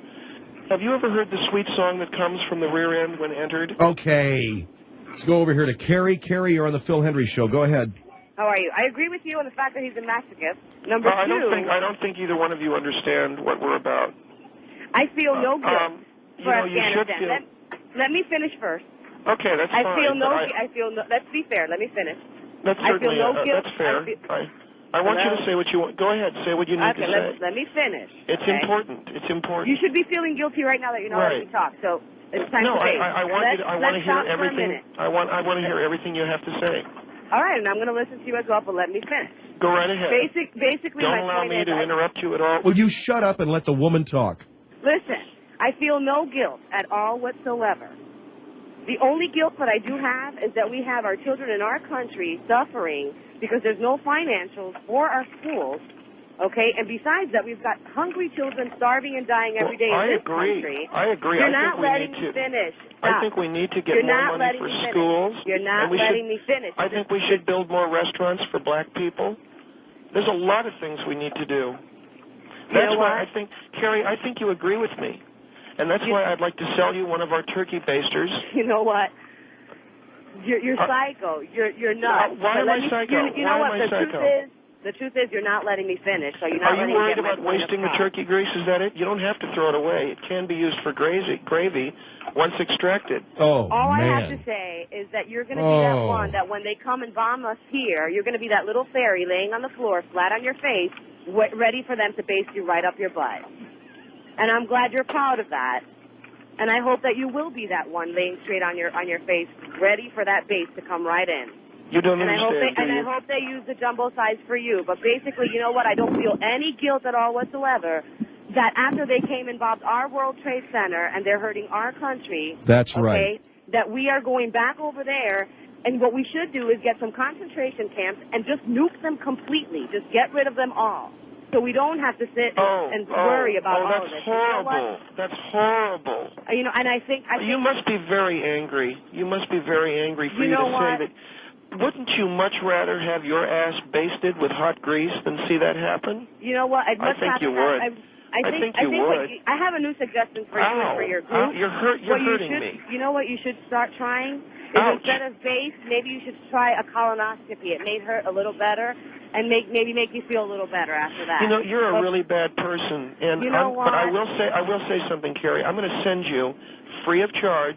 Are you going to send me free of charge, and if I don't like it, I'll get my money back? You got to be kidding me. And you know No, what? I'm going to send you a you know jumbo who I'm free really of charge. angry at? You know who I'm really angry at and who I love to talk to? You should be in jail for that. No, this is for the guilt purification. Guilt, Come here, Guinevere. Don't hit that woman again. You Hold on, slapping Guinevere, your come here. wife. See, I just belted her again. You slapped her again. You know what? You're awful. You're angry. You've No, got I'm not something angry. to talk to somebody I want about, her buddy. to feel the guilt of us bombing the Afghanistani. Forget it. By the way, what is the Afghanistani anyway? Yeah, what's up with that? What do you mean what's up? That's the people that live in the Afghanistan portion. Afghanistan, not Afghanistani. Afghanistani. He can't even say it right. Well, that's not important what it's called. It's just all the people that are eating dirt clods and stuff. And you know something, Carrie? Yeah, honey, Once tell your me. Tell me ass what is you feel. once your ass is basted for peace, and you get up, pull on your pants, you're going to know what I meant. You know what? You're going to become so constipated, you're going to bust a hole in your colon. Every time my wife feels, laugh if you want, but every time my wife feels my fist on her, right on her face, she's more and more cleansed and guilt-free. Come here, Guinevere. There you go again. Abuse. I love it. No, it's abuse. I slapped her. You loved it. See, you love it. You We know have what? you on You know tape. what I think? We have you on tape saying that you love it. We have you on tape. All right, this is ridiculous. I hope you guys This is enjoy that. ridiculous. No, I you're hope on you tape enjoy saying the you like tape it. with I love it. But the truth is Yeah. that you're sick. Then I got. You're no, sick I'm not. and you need help, honey. Oh, I'm You need sick because help. I'm sick because I believe in peace. No, you're sick because you're basting your rear end with turkey grease. You're sick he's because slapping you're his shoving, and you're slapping your wife and shoving a turkey baster up your rear end. Don't you understand what it is we're trying to say to you? Don't you grasp the enormity of the situation? The only thing enormous that I'm grasping is... All right, look, you know what I'm going to do? I'm going to let you go, man, because you're scaring me. You're freaking me out. So you don't want the complimentary baster? No, I do not want your complimentary baster. Number 8. There it is. That was Dean Wheeler from Thanksgiving of 2001 with the whole basting thing, because we should feel guilty about what we're doing to Afghanistan. This is the Phil Hendry Show, and it is our annual Top 100 Calls of the Year. We do it every 4th of July weekend, and we will do it this 4th of July weekend. Hope you're enjoying it. We're counting it down to number 1. Coming up, of course, that was number 8. We'll have number 7 in our countdown, and right on up to number 1, we'll be counting down these calls.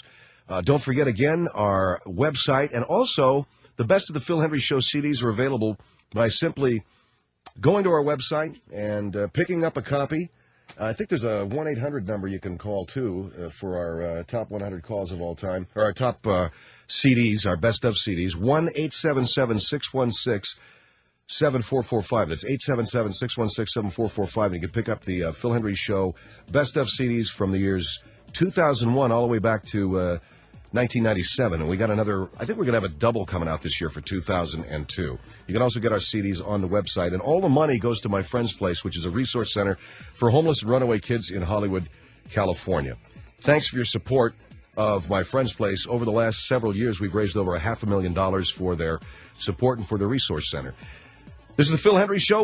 We'll be back with more of our top 100 for the year in a few minutes.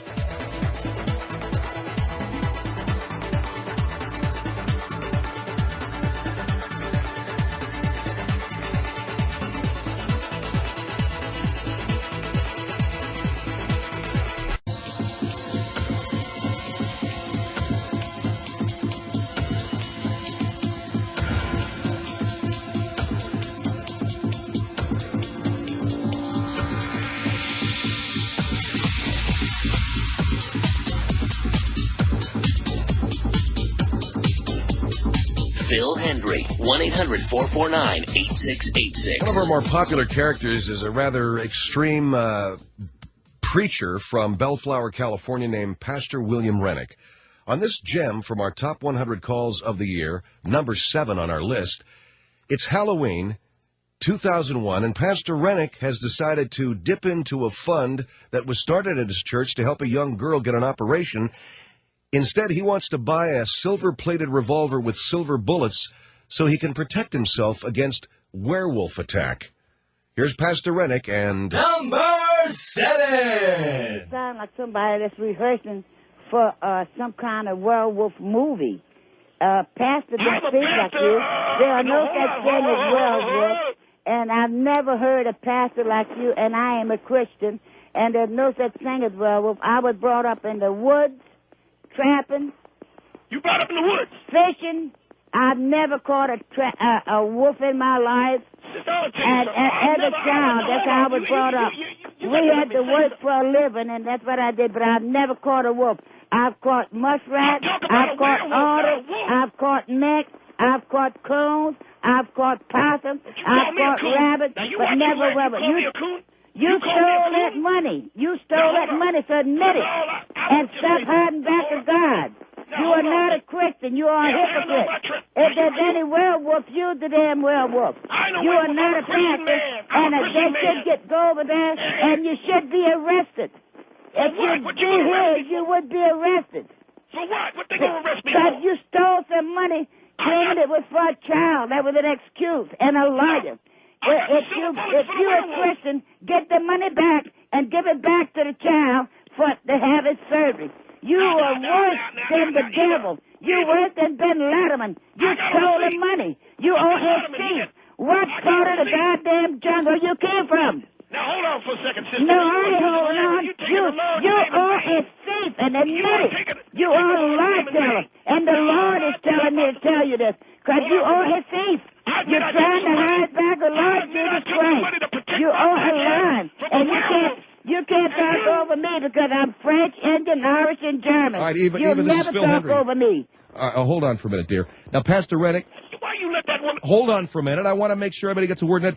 No, hold on. Eva, you say that you grew up in the woods. Well, yeah, as a child, that was our livelihood. Now, he's talking about a werewolf, not just a wolf. A werewolf, a guy that turns into a wolf. I've never seen a werewolf in my life, all right? Yeah, okay.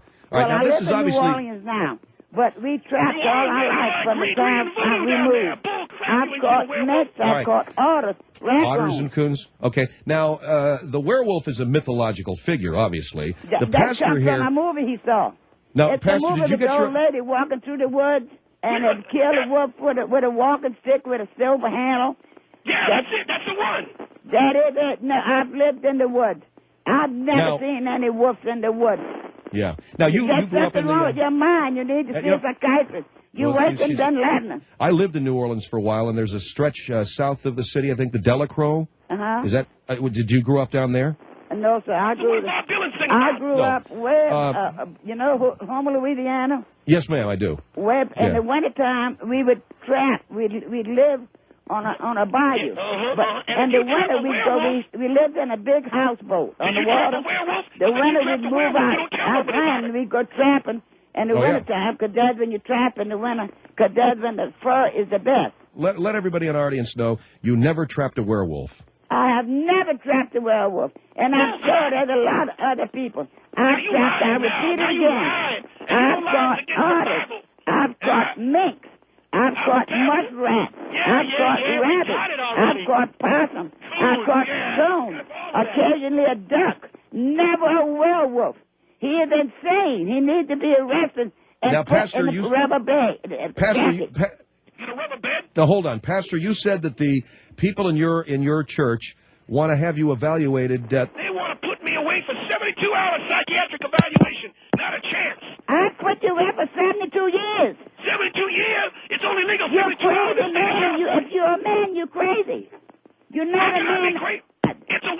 You better answer that phone. There's no such thing as werewolf. Won't you get on your knees and pray? Ask God. Did you ask God? You in the name of Jesus. You can't rebuke me because I'm you a pastor. You are some kind of Satanist. No, I'm the pastor. You just somebody who comes in and drops You money in the are collection plate. Satanist, stealing money from a child. Number 7. There it is. Pastor William Rennick talking with a lady in Louisiana about werewolves and how he was afraid of them. Coming up, we've got our number 6 call as we count it down to number 1 on the top 100 calls of the year on the Phil Hendrie Show.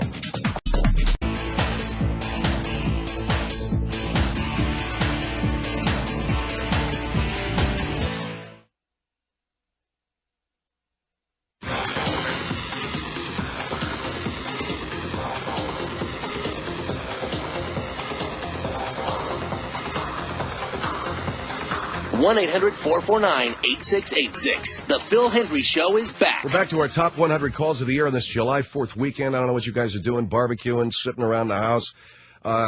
You know, the highest compliment that I've ever had that has ever been paid this show is that people will go home and listen to our radio show the way they watch a TV show because, you know, we actually put a little bit of work into what we do around here, and we try to make it theatrical as well as a reflection of talk radio. And we try to do some different things. Doing a top 100 countdown of calls has never been done before in the history of talk radio because most radio calls on talk shows are dull, except for this show. Now, we've counted down all the way on up to number 7 on our show today. Top 100, give or take about 80.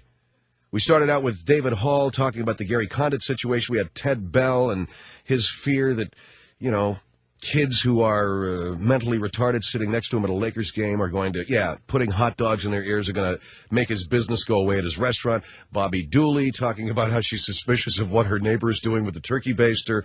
Alf Berardi and his, paying women $100 for sexual favors. Vernon Dozier looking at panties on the playground. Father McQuarters, of course, paying hush money. Jay Santos. Bobby Dooley was at number 10. Number 9 was Paul Tubby Lane, who was a great race car driver, if only he didn't crap himself when he went over 40 miles an hour. Number 8 was Dean Wheeler, and at number 7 we had Pastor William Rennick. And that's going to bring us up to our, number 6 call on our top 100 of all time. By the way, the calls you're hearing on today's countdown, only 2 of them appear on a Best Of CD from last year. I think it's the Pastor William Rennick and the Dean Wheeler calls that appeared on our Best Of the Year 2001 CD, Bring It. The rest of the calls are brand spanking new, and who knows, you may hear them pop up on our future Best Of CDs. So here's number 6. Number 6 is Margaret Gray.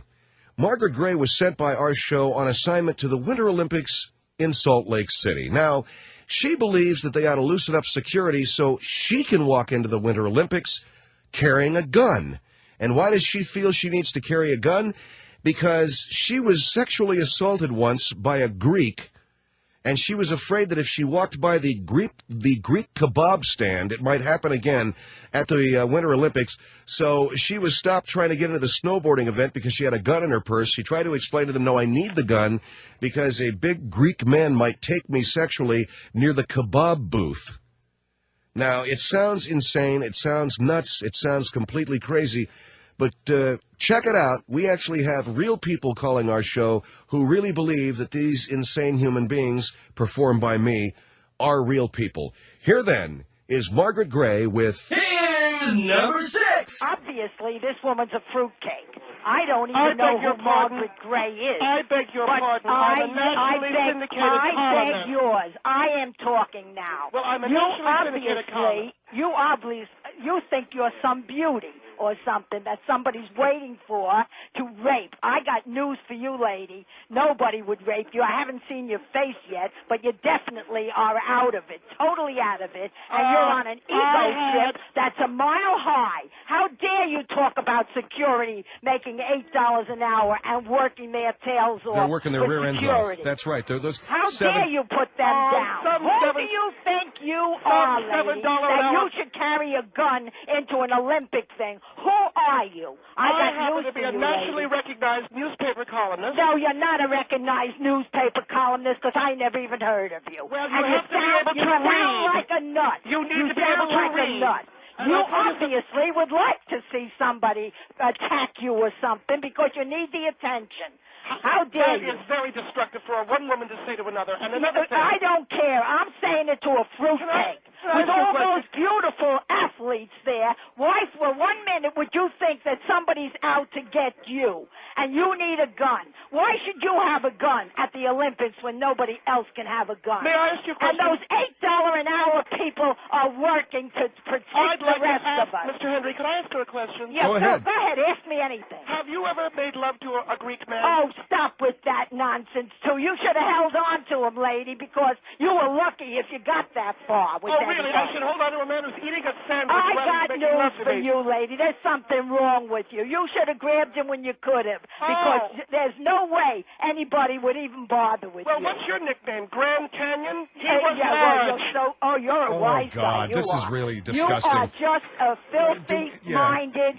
Do we need to talk about this? I didn't bring it up. She brought up because she's jealous I had a Greek and she didn't. Oh, God, listen well, to then this why woman. else would you talk about it that way? You're the one who brought it up, Are you Margaret. kidding? Are you kidding or something? What's wrong with you, lady? Kidding you about what? I can't believe you, of all people, should have nothing on you when you come in. If you hold a media card, I cannot believe you hold a media card. Because whoever you work for certainly should investigate you and investigate you thoroughly. If you're on Katie Couric's News Today program, That's right. She'll do a job on you. Oh, lady. she will She'll not. bring Katie's you a darling. She's a She'll darling. bring you down to where you belong. Not since the colon cancer thing. No, she's a darling. And Okay, don't bring that up. Oh, Poor woman. she's a darling, and she'll hear me out.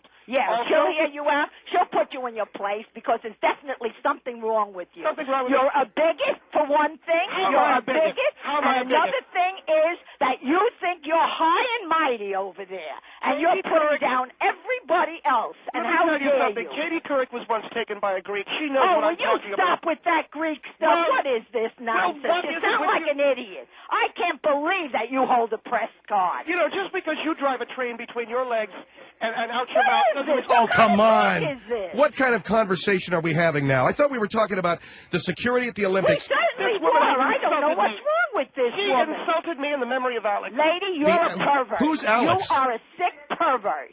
That's what you I'm are. a pervert now because I I'm don't a woman. believe you I'm even a work for a woman. newspaper. If you do, I am shocked. I'm a woman who stands up for her rights, and you can't take it because you're sitting there doing nothing. Is that right? I go to the Salt Lake City venue carrying a weapon. Any man tries to get my sweet booty, he'll pay for it. Oh, you gotta be kidding. You wish. Lady, you wish. That's what you want. Your you would sweet like booty. to see something. You That's are right. screwy as they None come. of those bad boys get to touch this sweet thing here. Oh, you Oh, are my sick. God. Oh, my God. My Phil? God? My Phil, God. She's, So now she's she's wacko, Phil. I'm yeah. not even going to continue with this conversation. She's I'm so wacko wacko. because I carry a weapon for the natural fear I might be raped behind a Greek food tent. The will you natural stop? fear. Will you The stop? natural fear. This is not a natural fear. This is a paranoia that was born of some ill-fated love affair you had with a Greek in California, wherever it was. Pennsylvania. Okay, great. And the guy was eating a pita with olive oil while he was making love to you. What kind of a memory is that? He sounds like a pig. Sounds like an... It was exciting. Marge, you understand. There's something about a man eating while he's making love to you. You know No, what I mean? don't understand. I don't understand a thing Sure that you you do. have said. I'm sorry. You don't I get do that. not understand. So you you are never a had- very sick woman. Let You me tell never you had a that. man eating a hot dog when he was making love to you. Yeah, no, ma'am. No way. No way. You are What sick. kind of weird... conversation is I this? find it very hard. You never had a man say squat over an egg. Okay, that's it. That did it. That did That it. did it, Phil. Did you it want what? to cut her off. Wait a second. What do you mean that She's did what? impossible. What did I do? What you did? What didn't you do? What didn't I do? You are a filthy-minded bigot, is what you are. And you don't deserve to be on the line talking to anybody. Do you know what it's like to have a man dripping cucumber Would dressing you on your... stop that kind of Stop talk? it! I am a 75-year-old woman married 54 years old to my husband, and nobody has ever spoken to me like that. I'm talking You're to you, disgusting. I am talking to you woman to woman. You're No, going to be don't standing talk in to line... me woman to woman, because you're no woman. You'll be standing in line at the You're Slovakia no to get a piece woman. of that. You're a pervert. You're weird, baby. Really weird. Pervert. Oh, it's baby all of a sudden, huh? Oh, Well- listen to her now, Phil. She's going to start on you. I better Baby hang all up. now he's calling me baby. Yeah, oh, yeah, because you're so gorgeous. You're gorgeous. That's what you think. Phil, goodbye. Good Let me night. tell you something. That wasn't cucumber dressing on my face. All right, thank you very much. Oh, she's a slob. She's an absolute slob. Mr. Henry, I want you to Good night, Phil. I want to talk woman to you. You want to talk woman to me? Yeah. Woman to me? Do you speak Greek? No, I don't speak Listen Greek. to this. Slanustas nakada. Do you know what that Good means? night. Do I you know don't what want that to means? waste my time with It means you. that Good ain't night. cucumber dressing. Thank you. Oh, man. How do you beat that? How do you beat that? I guarantee you, you don't. That's Margaret Gray from the Winter Olympics. And the backstory on every single call that we are doing on our top 100 calls of all time has to do with something in the news. That was the Winter Olympics when we had Pastor William Rennick on. It was Halloween time, Dean Wheeler. It was the attack on Afghanistan and Thanksgiving. Paul Tubby Lane. It was the anniversary of the passing of the great Dale Earnhardt. And through it all, what we try to give you on our radio show is a look at the news from an angle that nobody else is looking at it. The Winter Olympics, for instance, everybody was talking about security. But how would you feel if you knew that someone had breached security with a gun and actually felt justified in doing it? We gave you that with that call, and that's what our show is all about, the Phil Henry Show. And by the way, I do the voices of all the different characters on our program, and those are people calling in who think they're real. And that's what we do. Our number, by the way, 1-800-449-8686. You can't call tonight, but you can call any other day and listen to what we got to say. Don't forget, as I mentioned, these calls, most of them are not on our best of CDs. There's only 2 calls from our top 100 this evening that do appear on our best of CDs. And all of these others are brand spanking new and will probably be on a CD in very short order. If you haven't heard it, the new Best of the Phil Henry Show 2001 CD is now available. This year's CD, entitled Bring It, can be purchased right on our website. Just head on over to philhenryshow.com, or you can call 1-877-616-7445 to order the CD. This year's CD is filled to the brim with some of the best bits of the year 2001. And remember that all the proceeds from our CDs go to help the kind people over at My Friend's Place, which is a great charity set up to help troubled youth in Hollywood, California. For just $20 plus $3.50 shipping and handling, you can enjoy some of the best stuff of the year 2001. It's a great gift from the Phil Henry fan, for the Phil Henry fan in your life. You know what this feels like? I'm doing an infomercial for our CDs. Oh, what the hell? This is our top 100 calls of the year on the Phil Henry Show. We're counting them down. We are up to now number 5, which we will hear when we come back. And coming up in the next hour, you're going to hear from R.C. Collins, Bobby Dooley, the great Dave Oliva. You'll also be hearing from Vernon Dozier, and you'll be hearing from David G. Hall. David G. Hall, of course, the Vice President of Syndication for the Phil Henry Show. That's coming up as we continue our countdown of the top 100 calls of the year on the Phil Henry Show.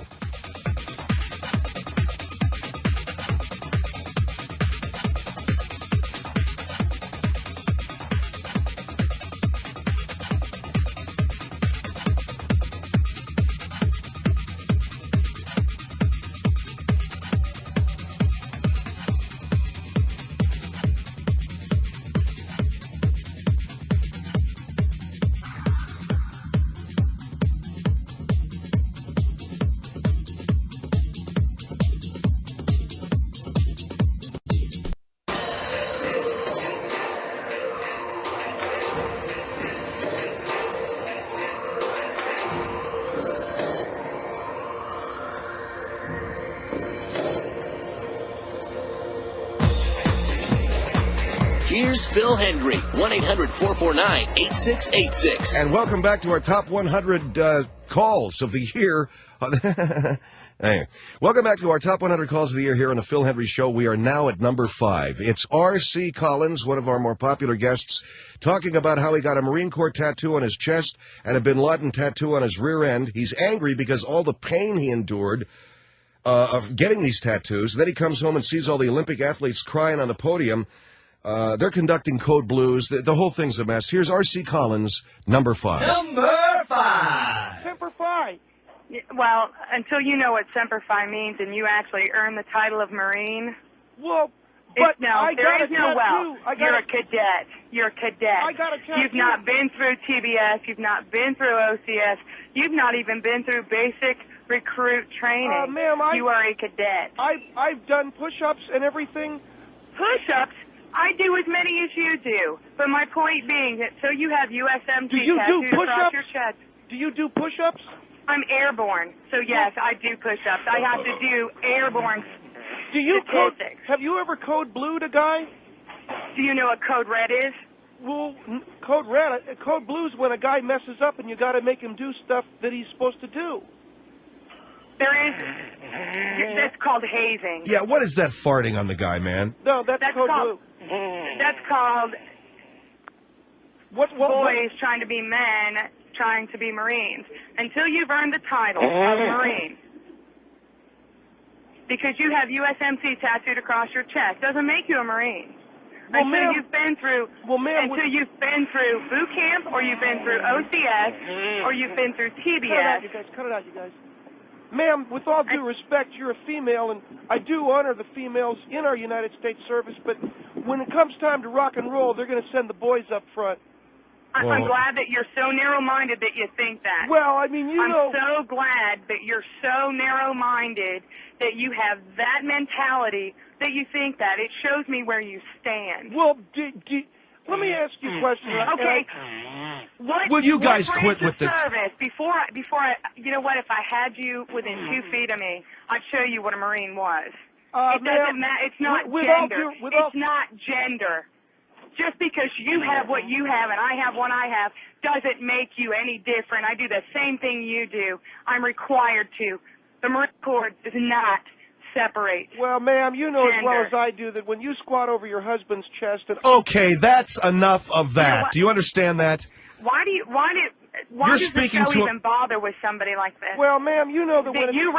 I'm scared that you might actually become a Marine. Well... Look at what kid. Branch of let me ask you this, yes, ma'am. Mr. Cadet Wannabe Marine. What branch of service was the first female killed in combat during Enduring Freedom? What branch did she come from? She was secretary for the she worked for the she was a typist. No, she wasn't a typist. No, she was a Marine. She was a female Marine. She was a 2531, 0631. She was a radio operator on a C-130. Well, that's what I'm saying, Mary. How do you get killed turning on a radio? She wasn't doing her MLS. If you knew anything about what was going on, you'd know that. You listen to this woman. Listen to this Marine. She has experience. Okay, what is it with the farting, man, okay? We're code blue in a guy. Oh, you saw For a Few Good Men on TV, and you think code blue is... It was actually code red in the movie if they had watched it. Oh, I thought it was code blue. It's code red. Code red, you guys, it's code red. Okay, we got it now. What? Are you guys getting your jollies doing that? We're just code red in the guy. Look, I know what AM and FM is, and anybody can be a radio operator. It's a little more than that. Doesn't matter whether they won a medal. It doesn't matter whether they've gone into combat. Do you have a tattoo? People show their pride differently. People show their pride differently. Do you have a tattoo? Yes, I have a tattoo. You do? Yes, you I ought to see the one I got a Bin Laden on my ass. His face lights up when I fart. Oh, come on. I attribute it to your maturity level. I really do. I can't even carry on a conversation. Can I ask you a question? Can I ask you a question? You can, and I don't mean no disrespect or nothing about this, ma'am. Do you like guys? Yes, I do. Okay. But I don't like boys. I don't like boys who don't understand, who don't have the mentality or concept Well, because they go and tattoo USMC across their chest, they think they're a Marine. Until you've been through the 54-hour crucible, or until you've been through 12, almost 13 weeks of recruit training, or OCS, or TBS, the basic school, you have no idea. I don't know what none of that is. Well, why don't you ask her what it is? That tells me you're not a Marine. So you're not You want to be a Marine, but you're not a Marine. All right, but you're not into female speed skaters. I just want to know. No, I'm not. And it doesn't matter whether I am or I'm not. Guys, the fact of the matter being that I'm a Marine, I have a tattoo, and I cry every time they play I'm proud to be an American, because you know what I am. Could you tell me, is it USMC? Because I got US... What? When I got the tattoo, they put USCM. What an idiot. You got USCM. United States You know what? Corps... He didn't get that, Mr. Henry. He didn't get that. I thought it was United States Corps of Marines. You're a moron. Yeah, well, You got USCM. I wouldn't let anybody see that was a Marine. Because they'll beat you within an inch of your life. Look, they'll Mary, make you change it. Mary, they tear you apart in combat because you'd cry like a little drowsy doll. Well, you know what? Hey, why don't you guys go into combat and fart the Al-Qaeda to death? Tell those guys to knock it off now! While we're out fighting the war, they're farting on each other. Number 5. That was number 5. Number 4 is Bobby Dooley. Her youngest son, Dylan's a really good basketball player, and the coach is not playing him. She got extremely excited when Steve went over... When Steve went over and put his finger in the coach's chest and ordered him to play her son, she got very turned on. Here's Bobby in number 4. Number 4. I'd like to speak to both of those people that are making fools out of themselves on the radio. Number 1, they're not Christians because she wouldn't have been doing what she was doing. She's a disgrace. What was Number I doing? 2, shut up. Number 2, you've been talking all night. Now, I've been waiting for you can't tell my wife to 15 minutes shut up. from Marmot, and both of you, shut up. Tell my wife to shut up. Oh, shut up. I'll put my finger in your chest. Huh. Yeah. The Lord strike you dead, the two of you.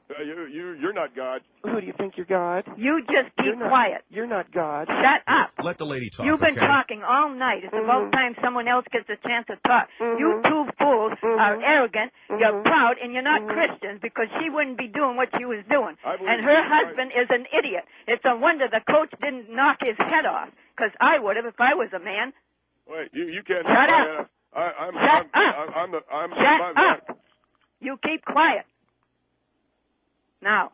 Look, you can't tell me what you to do. keep quiet. No, I'm not going to. You I'm fool. going to tell you what to do. Oh, you got a wife that's this gets me you hot got to put your wife in her place. I'll tell you what. Well. No, I'm getting hot listening to Steve tell you off. Oh, come shut up. on, will you? You're sick, What lady. is wrong with You're you? a sex maniac. No, You're I am sick. not. You're not a Christian. I'm a sex maniac. How You're am I a fool, sex that's maniac? what you are. You can't right tell on the me what to radio, do. making an ass out of yourself. But you see how The Steve's two of telling you. you off? Fool. It makes me hot. Oh, shut up. Yeah. Shut right up. In the name of Jesus, shut up. In the name of who? Jesus, shut your mouth. You are not Christians. You are fools. And I can call you fools because you're not my sister and brother. How can you you are guys- two fools. How can you rub yourself on a bench? Oh, shut up. You're sick. She just told you to shut up, That's Bill. pornography. That's what it is. You're insane, Horrible. the two of you. You It's shouldn't sick. even be talking to someone as moral as And I Phil was going, Phil rah, Henry. rah, I never listened to before. I was listening to the news, and you two make me sick to my stomach. Well, then you heard about the Oh, Boston. shut up. You heard about the Shut hockey up. coach in Boston, didn't Shut you? your mouth. No. You're a whore. That's I'm what gonna, you are. I'm going to go kick the crap out of you. Oh, shut up. You couldn't kick the crap out of an ant. Now, you shut up. What state are you Shut in? right up. What both state of are you calling in? Oh, shut up. There. The Lord will have his way, you two fools. Arrogant, proud. You think your money is going to help you when you go to hell? The devil's got you right by the throat, making a fool out of you on the radio. The two of you. Oh, shut up. Oh, yeah. Yeah, I bet you watch pornography when you're off the radio. Listen to you, two fools. Yeah, two fools. Shut up. Hang up. Oh, hang up. Nobody wants to hear your foolishness. There are Christians listening to this program, and their wives, their husbands don't want their wives listening to that fool. Throw up in your own face, you fool. Everybody's laughing at you. Couple of idiots. Well, the Lord will have his way. You're shutting up, aren't you? You don't know what to say, do you? Satan's got his hand right around your throat. No, I'm having a cigarette. If you died tonight, you too would be in hell for all eternity. People ought to be praying for you right now. Well, when you went to school on the horse and buggy, I bet you like the sound. Oh, shut up. All right. 1-800-45. I don't know where else we can go. That pretty much tops it, Phil. Thank you very much. Get out of here. Number 4. There it is. And coming up, the top 3 calls of the year as we continue our countdown on the Phil Hendry Show of the top 100 calls of the year. Coming back in just a couple of minutes.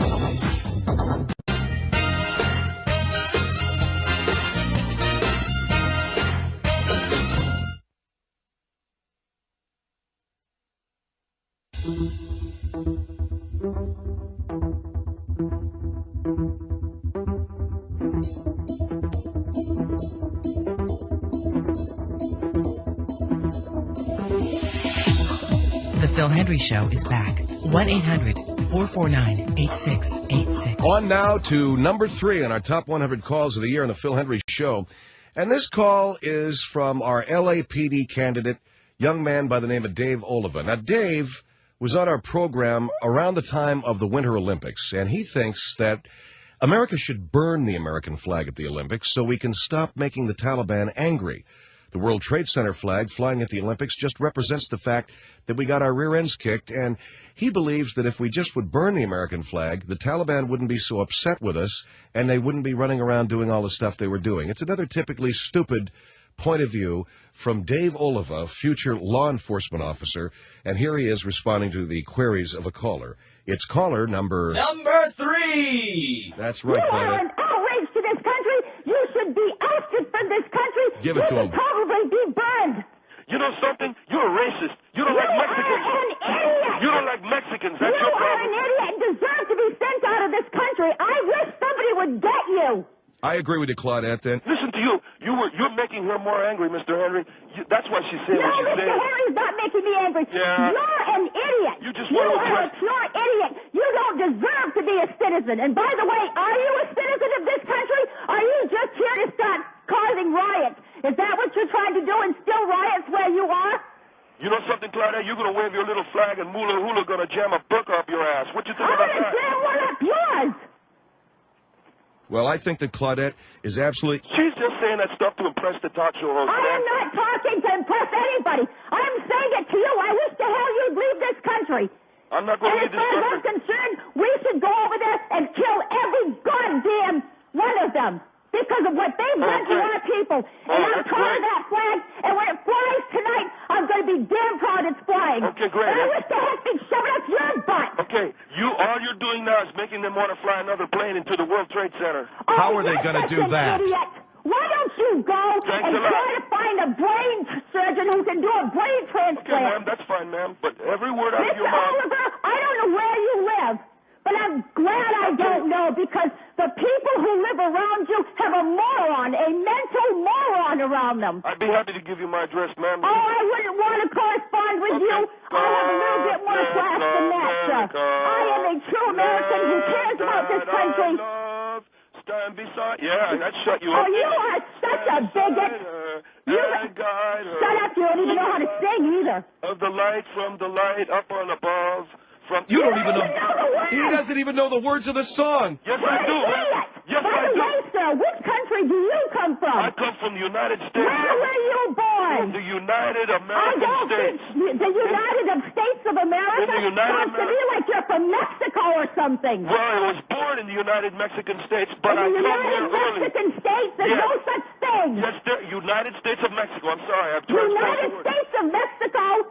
My God, your mother must have been a moron as well as your father. I cannot believe that you're on the face of this earth. You're showing how ignorant you are, sir. You're missing. You're butchering the words, Dave. No, I know the words. No, you don't. From the light of the light from down above.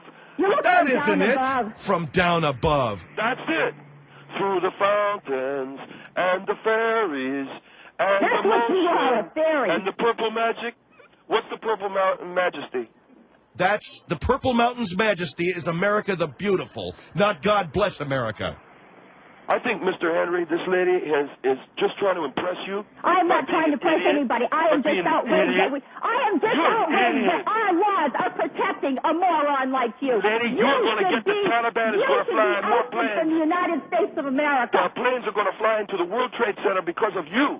And I am trying to... How can they fly? They're going to fly because of me, because they flew in there and they didn't know about me. It's because of idiots like you who cannot support this country. I support America. You don't support this country. Don't tell me you do. I have never been so angry in my entire life. Well, what did I say that says I don't support America? I would be happy if I could read in the paper tomorrow that somebody blew you away. Name one thing I said that's not for America. Everything. Number 3. Man. Yeah, Dave Oliva. That was the Winter Olympics. I'll never forget that woman. She just, everything that he said, including that whole butchery of God Bless America. It's wild. It's the Phil Henry Show. Our number is 1-800-449-8686. We're listening to the top 100 calls of the year. And, you know, sometimes people will ask me, when you do a bit, do you know why you're doing the bit? And I always say yes. I always understand the political point maybe that we're trying to make, or I always understand a point of view that we're trying to represent. I always understand a sensibility that we're trying to represent. I almost always do, except for that last bit there with Dave Oliva. I have no idea what it was I was doing in the middle of that with him singing God Bless America. By the way, the voices of all those characters are done by me, as well as me doing my own voice. And so that kind of puts to rest once and for all the rumor that was going on for so long that we hire actors on the show. We don't. And all of our callers are real. All the people you're hearing on our top 100 calls, these are real people. They call in. They believe these characters are real. They respond to the issues that we talk about. They're emotional about them, and they should be because they're very emotional issues. And from that, we get probably the greatest comedy, in our opinion, on the radio today. All right. Now I want to tell you about our website, philhenryshow.com. It's a special place where you can, with a backstage pass, access our audio archives. Our audio archives are rather extensive. They go back like 8 years. And along with that, you can pick up our 30-day archive, which has complete shows over the last month, the last 30 days. In addition to that, we have a Listen Live line. If you want to listen to our program, you can listen to it on demand. And that means anytime, day or night, you can listen to our radio program on demand. So it's all available with a backstage pass, and all you have to do is log on to philhenryshow.com, PHILHENDRIE show.com, and you'll get everything on our website. Also, we have a souvenir shop. You can pick up the best of the Phil Henry Show CD for the year 2001 all the way back to 97. We've got them for $20 a piece. They have all the best material going back to 97, and all the money that we raise from the sale of our best of CD goes to my friend's place, which is a resource center for homeless and runaway kids in Hollywood. And on top of that, the Ted's of Beverly Hills bowling shirt. And we've also got a very, very cool Citizens Auxiliary Police T-shirt that we're selling to for I think it's like $16 or whatever. It's worth it, man. So go to the website, get all the souvenirs, get all the CDs, make us rich. Okay, we're listening to the top 20, the top 17 of the top 100 calls of the last year. If you missed the last couple of hours, there will be no replay of this. There will be no encore of this, so I don't know what to tell you. But you missed out on David Hall apologizing about Gary Condit, Ted Bell taking deaf kids to the Laker games, Bobby Dooley, Thanksgiving with the Quenzels, Alf Berardi with the Secret Santa, Vernon Dozier doing panty surveillance, Father McQuarters paying hush money, Jay Santos with foreign voices on cell phones. We heard Bobby Dooley with a grad party, Paul Tubby Lane, the anniversary of Dale Earnhardt's death, Dean Wheeler, guilt over our Afghan ass beating, Pastor Rennick with church funds for a gun because he's afraid of a werewolf, and Margaret Gray on assignment at Salt Lake Olympics with a gun in her purse. R.C. Collins conducting a Code Blue. Bobby Dooley is coming up next, as a matter of fact. No, we heard Bobby Dooley. My son will play basketball. Well,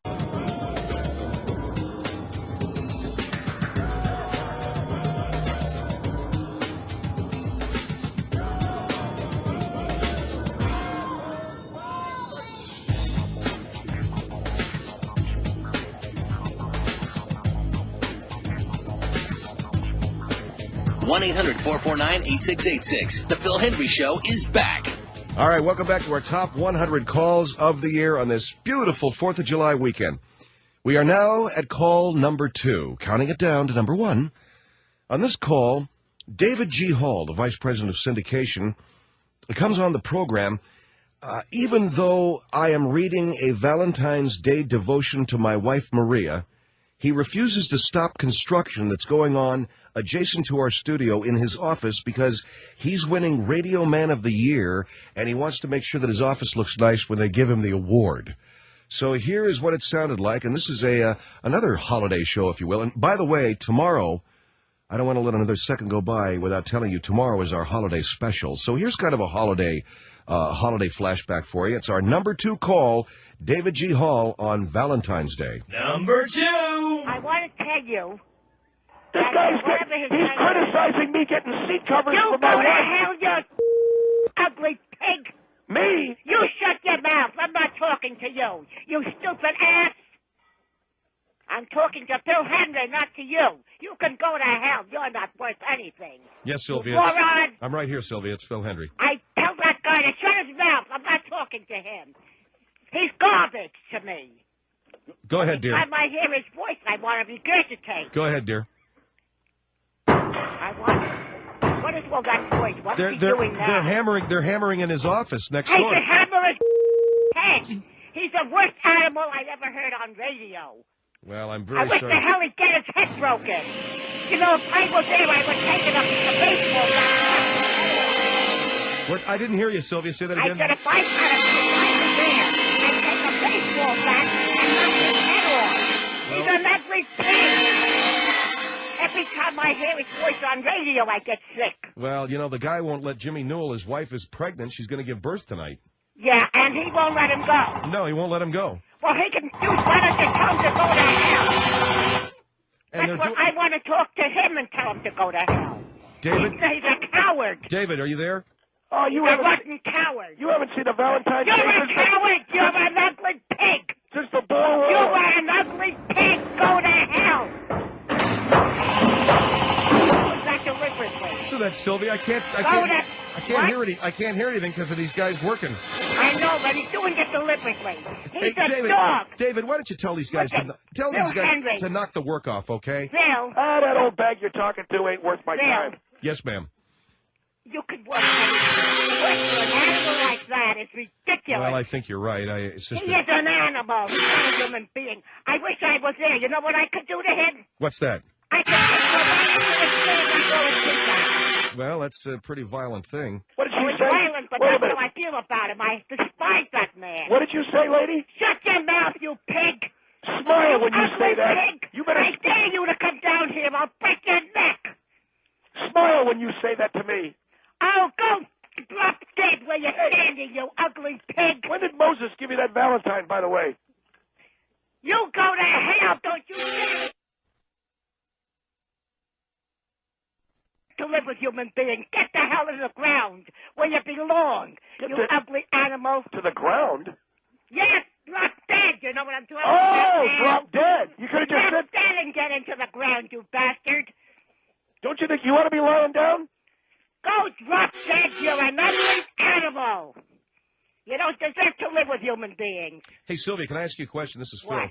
I was down... He's doing that purposely. What? I'm sorry, honey. Did you hear me? No. All right. I was down... You want me to do it, okay? Stupid animal.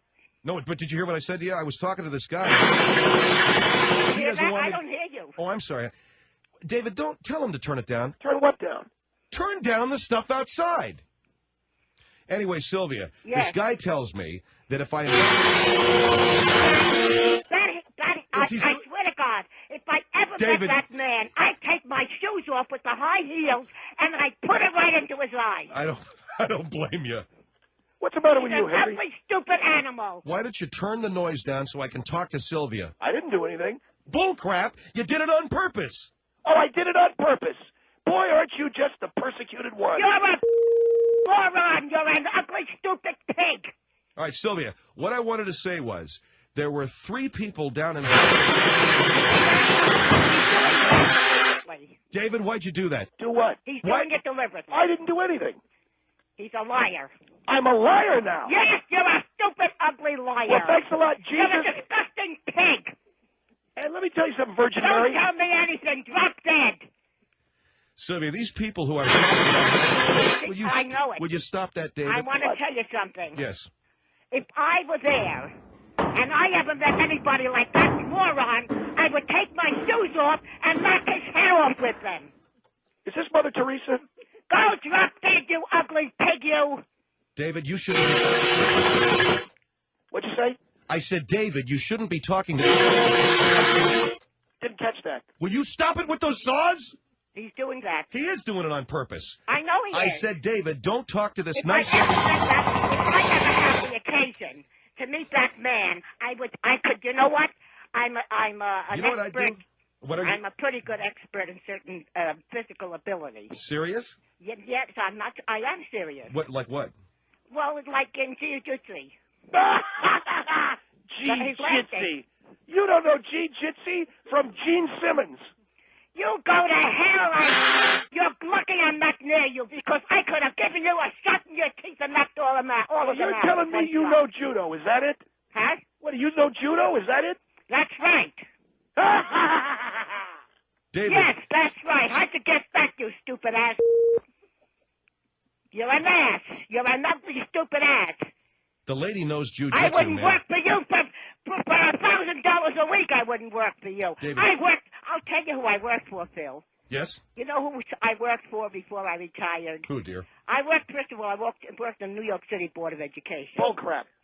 No, she's... Tell him to go to hell. Go I to don't hell, give a David. damn. He's not anybody I want to impress. He's not allowed to tell me to go to hell. Only you. You go to hell, you ugly pig. And Phil, Yes, dear. I worked before I was waiting for my appointment in school, in the public school system. Yeah. But before I was waiting, I was also working. I was Joshua Gabor's private secretary. Oh, baloney. No, David, look, will I you- don't give a damn what he said. David, I'm will telling you shut up, please? Okay? Yes, yes, dear. I was her private secretary when she lived in the Waldorf, and Wow. I was there. That was You exciting. know, and, Yeah. you know, Herbert Hutner was the boyfriend. Yes, yes. Okay, so I knew him very well. My wife and I had occasion to stay at the Waldorf recently. Okay, Very, very but nice. that's where she had a suite, and of course, you know, Joshua, I don't Yeah. have to tell you who she is. Guys going in and out of there all the time, huh? So I was working for her, waiting for my appointment because I had just finished everything for the Board of Education. So I told her, you see, he's doing that will you stop deliberately. that, David? He is such an ugly piece of... David, this lady knows jiu-jitsu, okay? I don't care how many Jews she knows. It's got nothing to do with knowing Jews. I said jiu-jitsu. She's a Jew. No, she's not a Jew. I said she knows jiu-jitsu. Listen how anti-Semitic he is, and you got a problem with me. Hello. He doesn't believe it. All right, so you're working with Zsa Zsa Gabor. Go ahead. Yes, and Yeah. I was wet.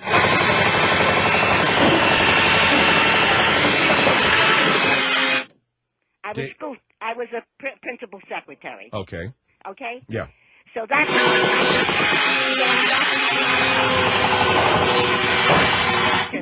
I think that the word is. Wow. Okay. I'm fairly educated to be working where I was. Yeah, absolutely, dear. And I want to tell you that if I had met anybody like that guy, what the hell his name is, David I Hall. could have taken my shoes off and knocked his head off. Because you know, I took jiu-jitsu and learned it very well. You took what? I don't want to talk to you. Get off your back. I don't Get even off think the you know how to phone. pronounce You that. ugly pig. Get off. It's I'm not called talking to you. jiu-jitsu. Get off, you ugly pig. All right, I'm leaving. Phil? Yeah. All right, well, look, Sylvia. Did he get out? David, are you out? He's an ugly pig. Jiu-jitsu is the art of shoe throwing, is that it? Talking to anyone like that. So throwing shoes is what you learn in jiu-jitsu. That's great. Go to hell, you ugly pig!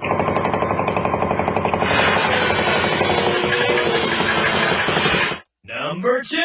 All right, so she knew jiu-jitsu, and she was going to take off her shoe with her high heel and gouge his eye out. That is comedy. This is the Phil Hendry Show, top 100 calls of the whole year, and coming up next, you got it, our number 1 call.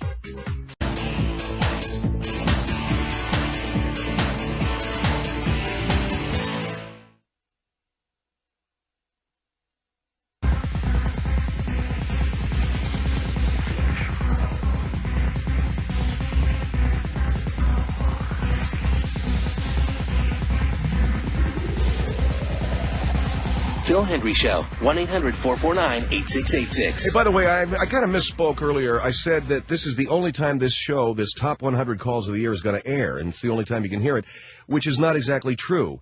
If you don't have a Backstage Pass, you'll never hear this show again. But if you have a Backstage Pass, this goes immediately into our 30-day archive, and you can hear it anytime you want over the next 30 days. As a matter of fact, if you had a Backstage Pass and you weren't listening to it right now for whatever reason, of course, I don't know why you'd be listening to my voice right now, but in any event, you could hear it any time during the broadcast day. So now we've come to the moment of truth. The number one call on our Top 100 Calls of the Year. Vernon Dozier was a man who was in charge of airport security after 9/11, and they were trying to replace the security workers at the airports. He was training mentally challenged people to work the X-ray machines. In fact, he said it was a good way to give employment to those people, and he brought on a young man to give us an example of what it would be like with a young, mentally challenged person working airport security. Here it is. Here's number one! I personally find what you do detestable. I guess I agree. Well, ma'am, we're that giving them a livelihood. We're giving you them. need to. Yes, I agree that they need to be able to have a chance to be able to become functional citizens, just like you and I. But they do not need to be in the airports, and the way that you are treating them is abuse. What is this? I don't like the fact that... You know what I find, if I could interrupt, Phil, you know what I find interesting? You members of the media, you want all this liberal stuff. Let's get all of the mentally challenged people in the workplace. But then what do? You turn around and criticize me. No, I'm sorry. I'm not. What I'm doing is telling you that you are sitting here abusing these children. I have a child who's autistic, and let me tell you, if you even attempted to treat my son that way, you would be in jail behind bars. Wouldn't you be proud to have your son? How old is your son? My son is 3 years old. Wouldn't you be proud to have him manning the security station at one of our major If I thought airports? that he could do that and be successful at it, yes, maybe. No, but I would not allow you to treat him that way and shock him or whatever the heck you're doing to him. Lisa, Bobby is on the conveyor belt right now. Bobby, tell Lisa. This is Lisa. Hi. Lisa, can you hear Bobby? I can hear him just fine. Hi. Hello. All right, now, Bobby, tell us what you see on the conveyor belt. That's a sweater. A jacket. That's right. Briefcase. Plain go boom. Plain go boom. All right, now, he just said plain go boom because he saw a gun. And although it isn't really a gun, it's a comb. He's getting better. But I dare you... Wait. He just said plain go boom, and it's not a bomb, and it's not a gun, it's a comb? That's right. And I have to... Well, you're not going to give that kid the I got to. Just, Why did you please stop abusing that child? I'm not. I'm making him No, what understand. you're doing is abuse. What you're doing is degrading his person. Pants go brown. That's right. Your pants went brown. What you're doing is degrading his person. How would you feel if someone hooked you up to a machine and shocked you every time that you got something wrong? But what else is this kid going to do with his life? Sell That flowers? kid could do a lot with his life if someone like you wasn't sitting there ruining his self-esteem. Lisa, Bobby could spend the rest of his life sweeping up at McDonald's, scaring And children. you know what? I would be a lot happier with him doing that than what you're doing to him right now. Bobby, quit playing with the conveyor belt, okay? Plain go boom. No, the I plane's would be not much going to go. happier seeing my son working at McDonald's asking someone, do you want fries with that, than seeing him hooked up to a conveyor belt and being shot. There's no way. I don't even know how the parents of this child, Bobby, can allow you to do this. How old is Bobby? 23? I'm Bobby. He's 23, yeah. And turn off the conveyor belt. Give me the phone, Bob. Well, what I would say then, Vernon, you all right? Just trying to get the phone away from him. What I would say primarily is that I can't hear. Give me the phone. I'm Bobby. I know you're Bobby. How can you have this guy checking stuff at an airport when he won't give you the phone back? You know what I'm saying? Bobby wants cheese. Here's some cream cheese, goddamn it. I would turn this off. And the fact that you would have the nerve to even call that boy a retard, to me, is extremely offensive, because that child is not a retard. And you need to look at what you're doing. What the hell is going on?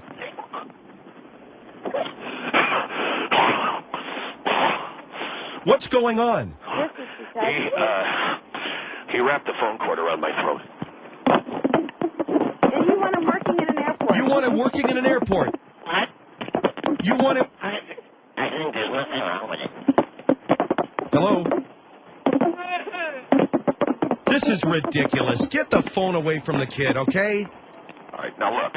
Bobby, you want him working in an airport. Do you honestly trust your security and the security of our nation to a boy who would wrap a phone cord around your own neck? Say that again. What are you doing? I gotta get the cord off. This is insane. Bobby dirty now. Oh, clean him up, will you, Bobby? Lisa, thank you for your call. Go clean the kid up, okay? Bobby, take the cord off my neck. Bobby, take the cord off my neck. Bobby, go brown. All right. Mr. Dozier? What? Are you okay? Well, if it were not for me, he'd be mopping up his own drool at McDonald's. I'm now gonna end the conversation, okay? Don't forget, air scan security systems way are the best. Hey, go boom. Number 1! You can't beat that. That's number 1. And that is Vernon Dozier with Bobby. And that was actually a very requested clip, so we put that at number 1 on our list of the top 100 songs, or top 100 calls of the year. Vernon Dozier. If you want to hear the show again, get a backstage pass, log on. So what is it? Margaret, you there?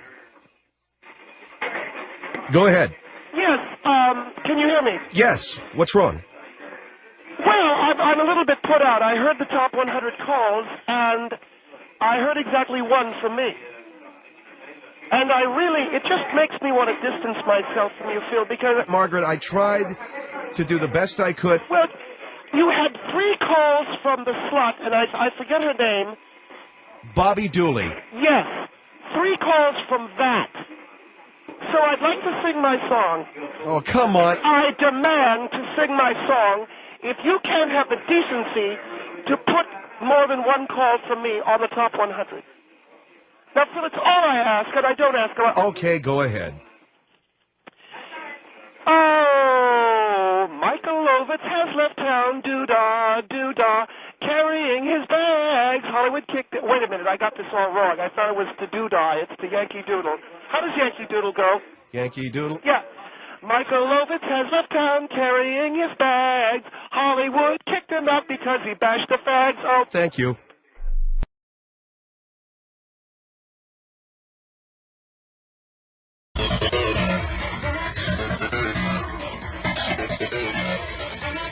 All right, 1-800-449-8686. Yeah, there was always some cowboy with his ass kicked, you know. Just, all right, who did it? Chinaman whooped up on me. He sucker punched me. Yeah, sure. 1-800-449-8686. Phil Hendry Show. The Phil Hendry Show. 1-800-449-8686. Car dealers in our next life.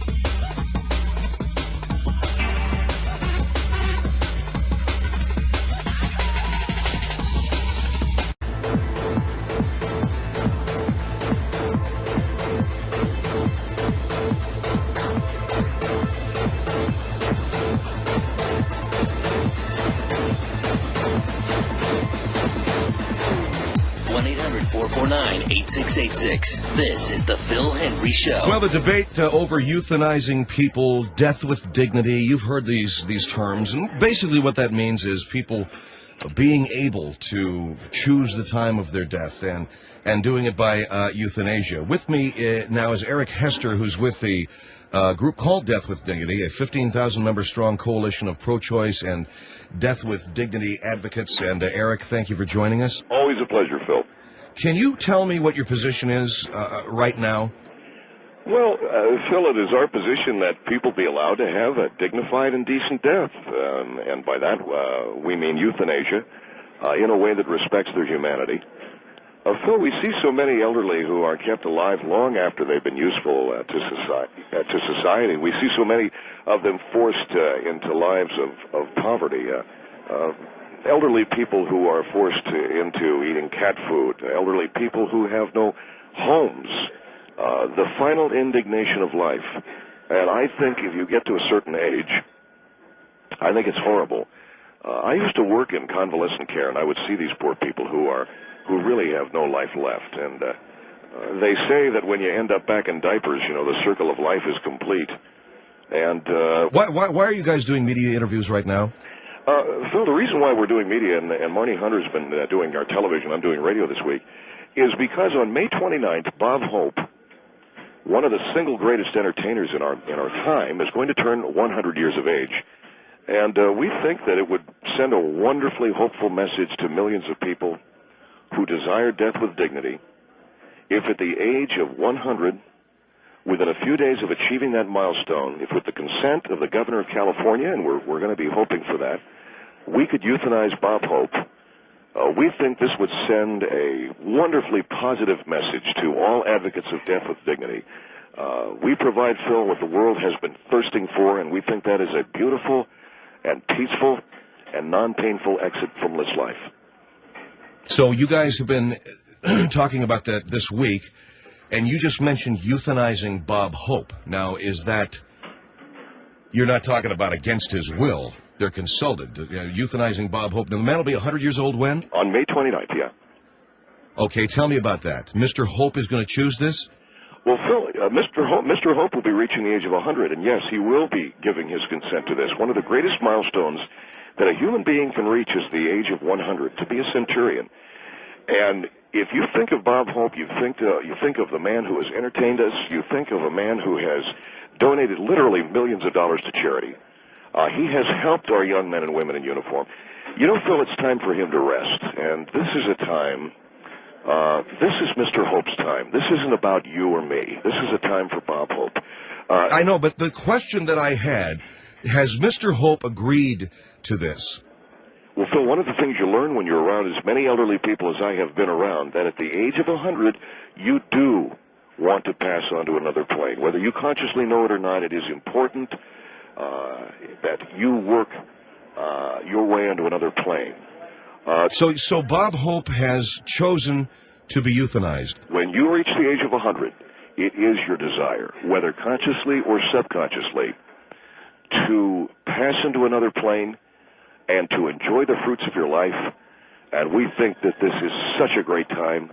And I think, and our organization believes, that Mr. Hope, who's given so much to all of us, can do all of us a great service if he would allow us to euthanize him, because on a subconscious level, it is something that he wants. Let's not talk about Bob Hope. Let's talk about anyone's grandmother, anyone's grandfather who happened to reach the age of 100. It would be our desire to euthanize those people because that is ultimately what we want as human beings. Now, if I have a grandmother or I have a grandfather and I don't want them euthanized. It's not your choice. It's the choice of the individual. They're adults. And so they ultimately are the ones who have to make that decision. But why do you need the consent of the governor of California? Because we are going to do something, Phil, that has never been done before. It is exciting, and it will elevate man to a new level. All right, I understand, but why do you need the consent of the governor? We do need the consent of the governor to euthanize Mr. Hope because it could technically be considered an unlawful taking of a life. But this is absolutely not what this is. We want to euthanize Bob Hope because we know that that's really what he wants. And we want to do it so people can see that there's nothing wrong with death with dignity. All right, we're talking with Eric Hester of an organization called Death with Dignity. Our number is 1-800-449-8686. You're proposing that when people reach the age of 100, that they be euthanized. I'm proposing that, but our desire right now is to euthanize Bob Hope because he is such a symbol of what people can achieve in their lives. And he's had such a great long life. And he's lived long enough. I'm sure he would agree with that. I'm sure members of his family would agree with that. He has been around long enough. And I think it's time that we give some other people an opportunity to enjoy this wonderful world of ours. And I don't want to use the word selfish, but I think that he has taken up enough of our time and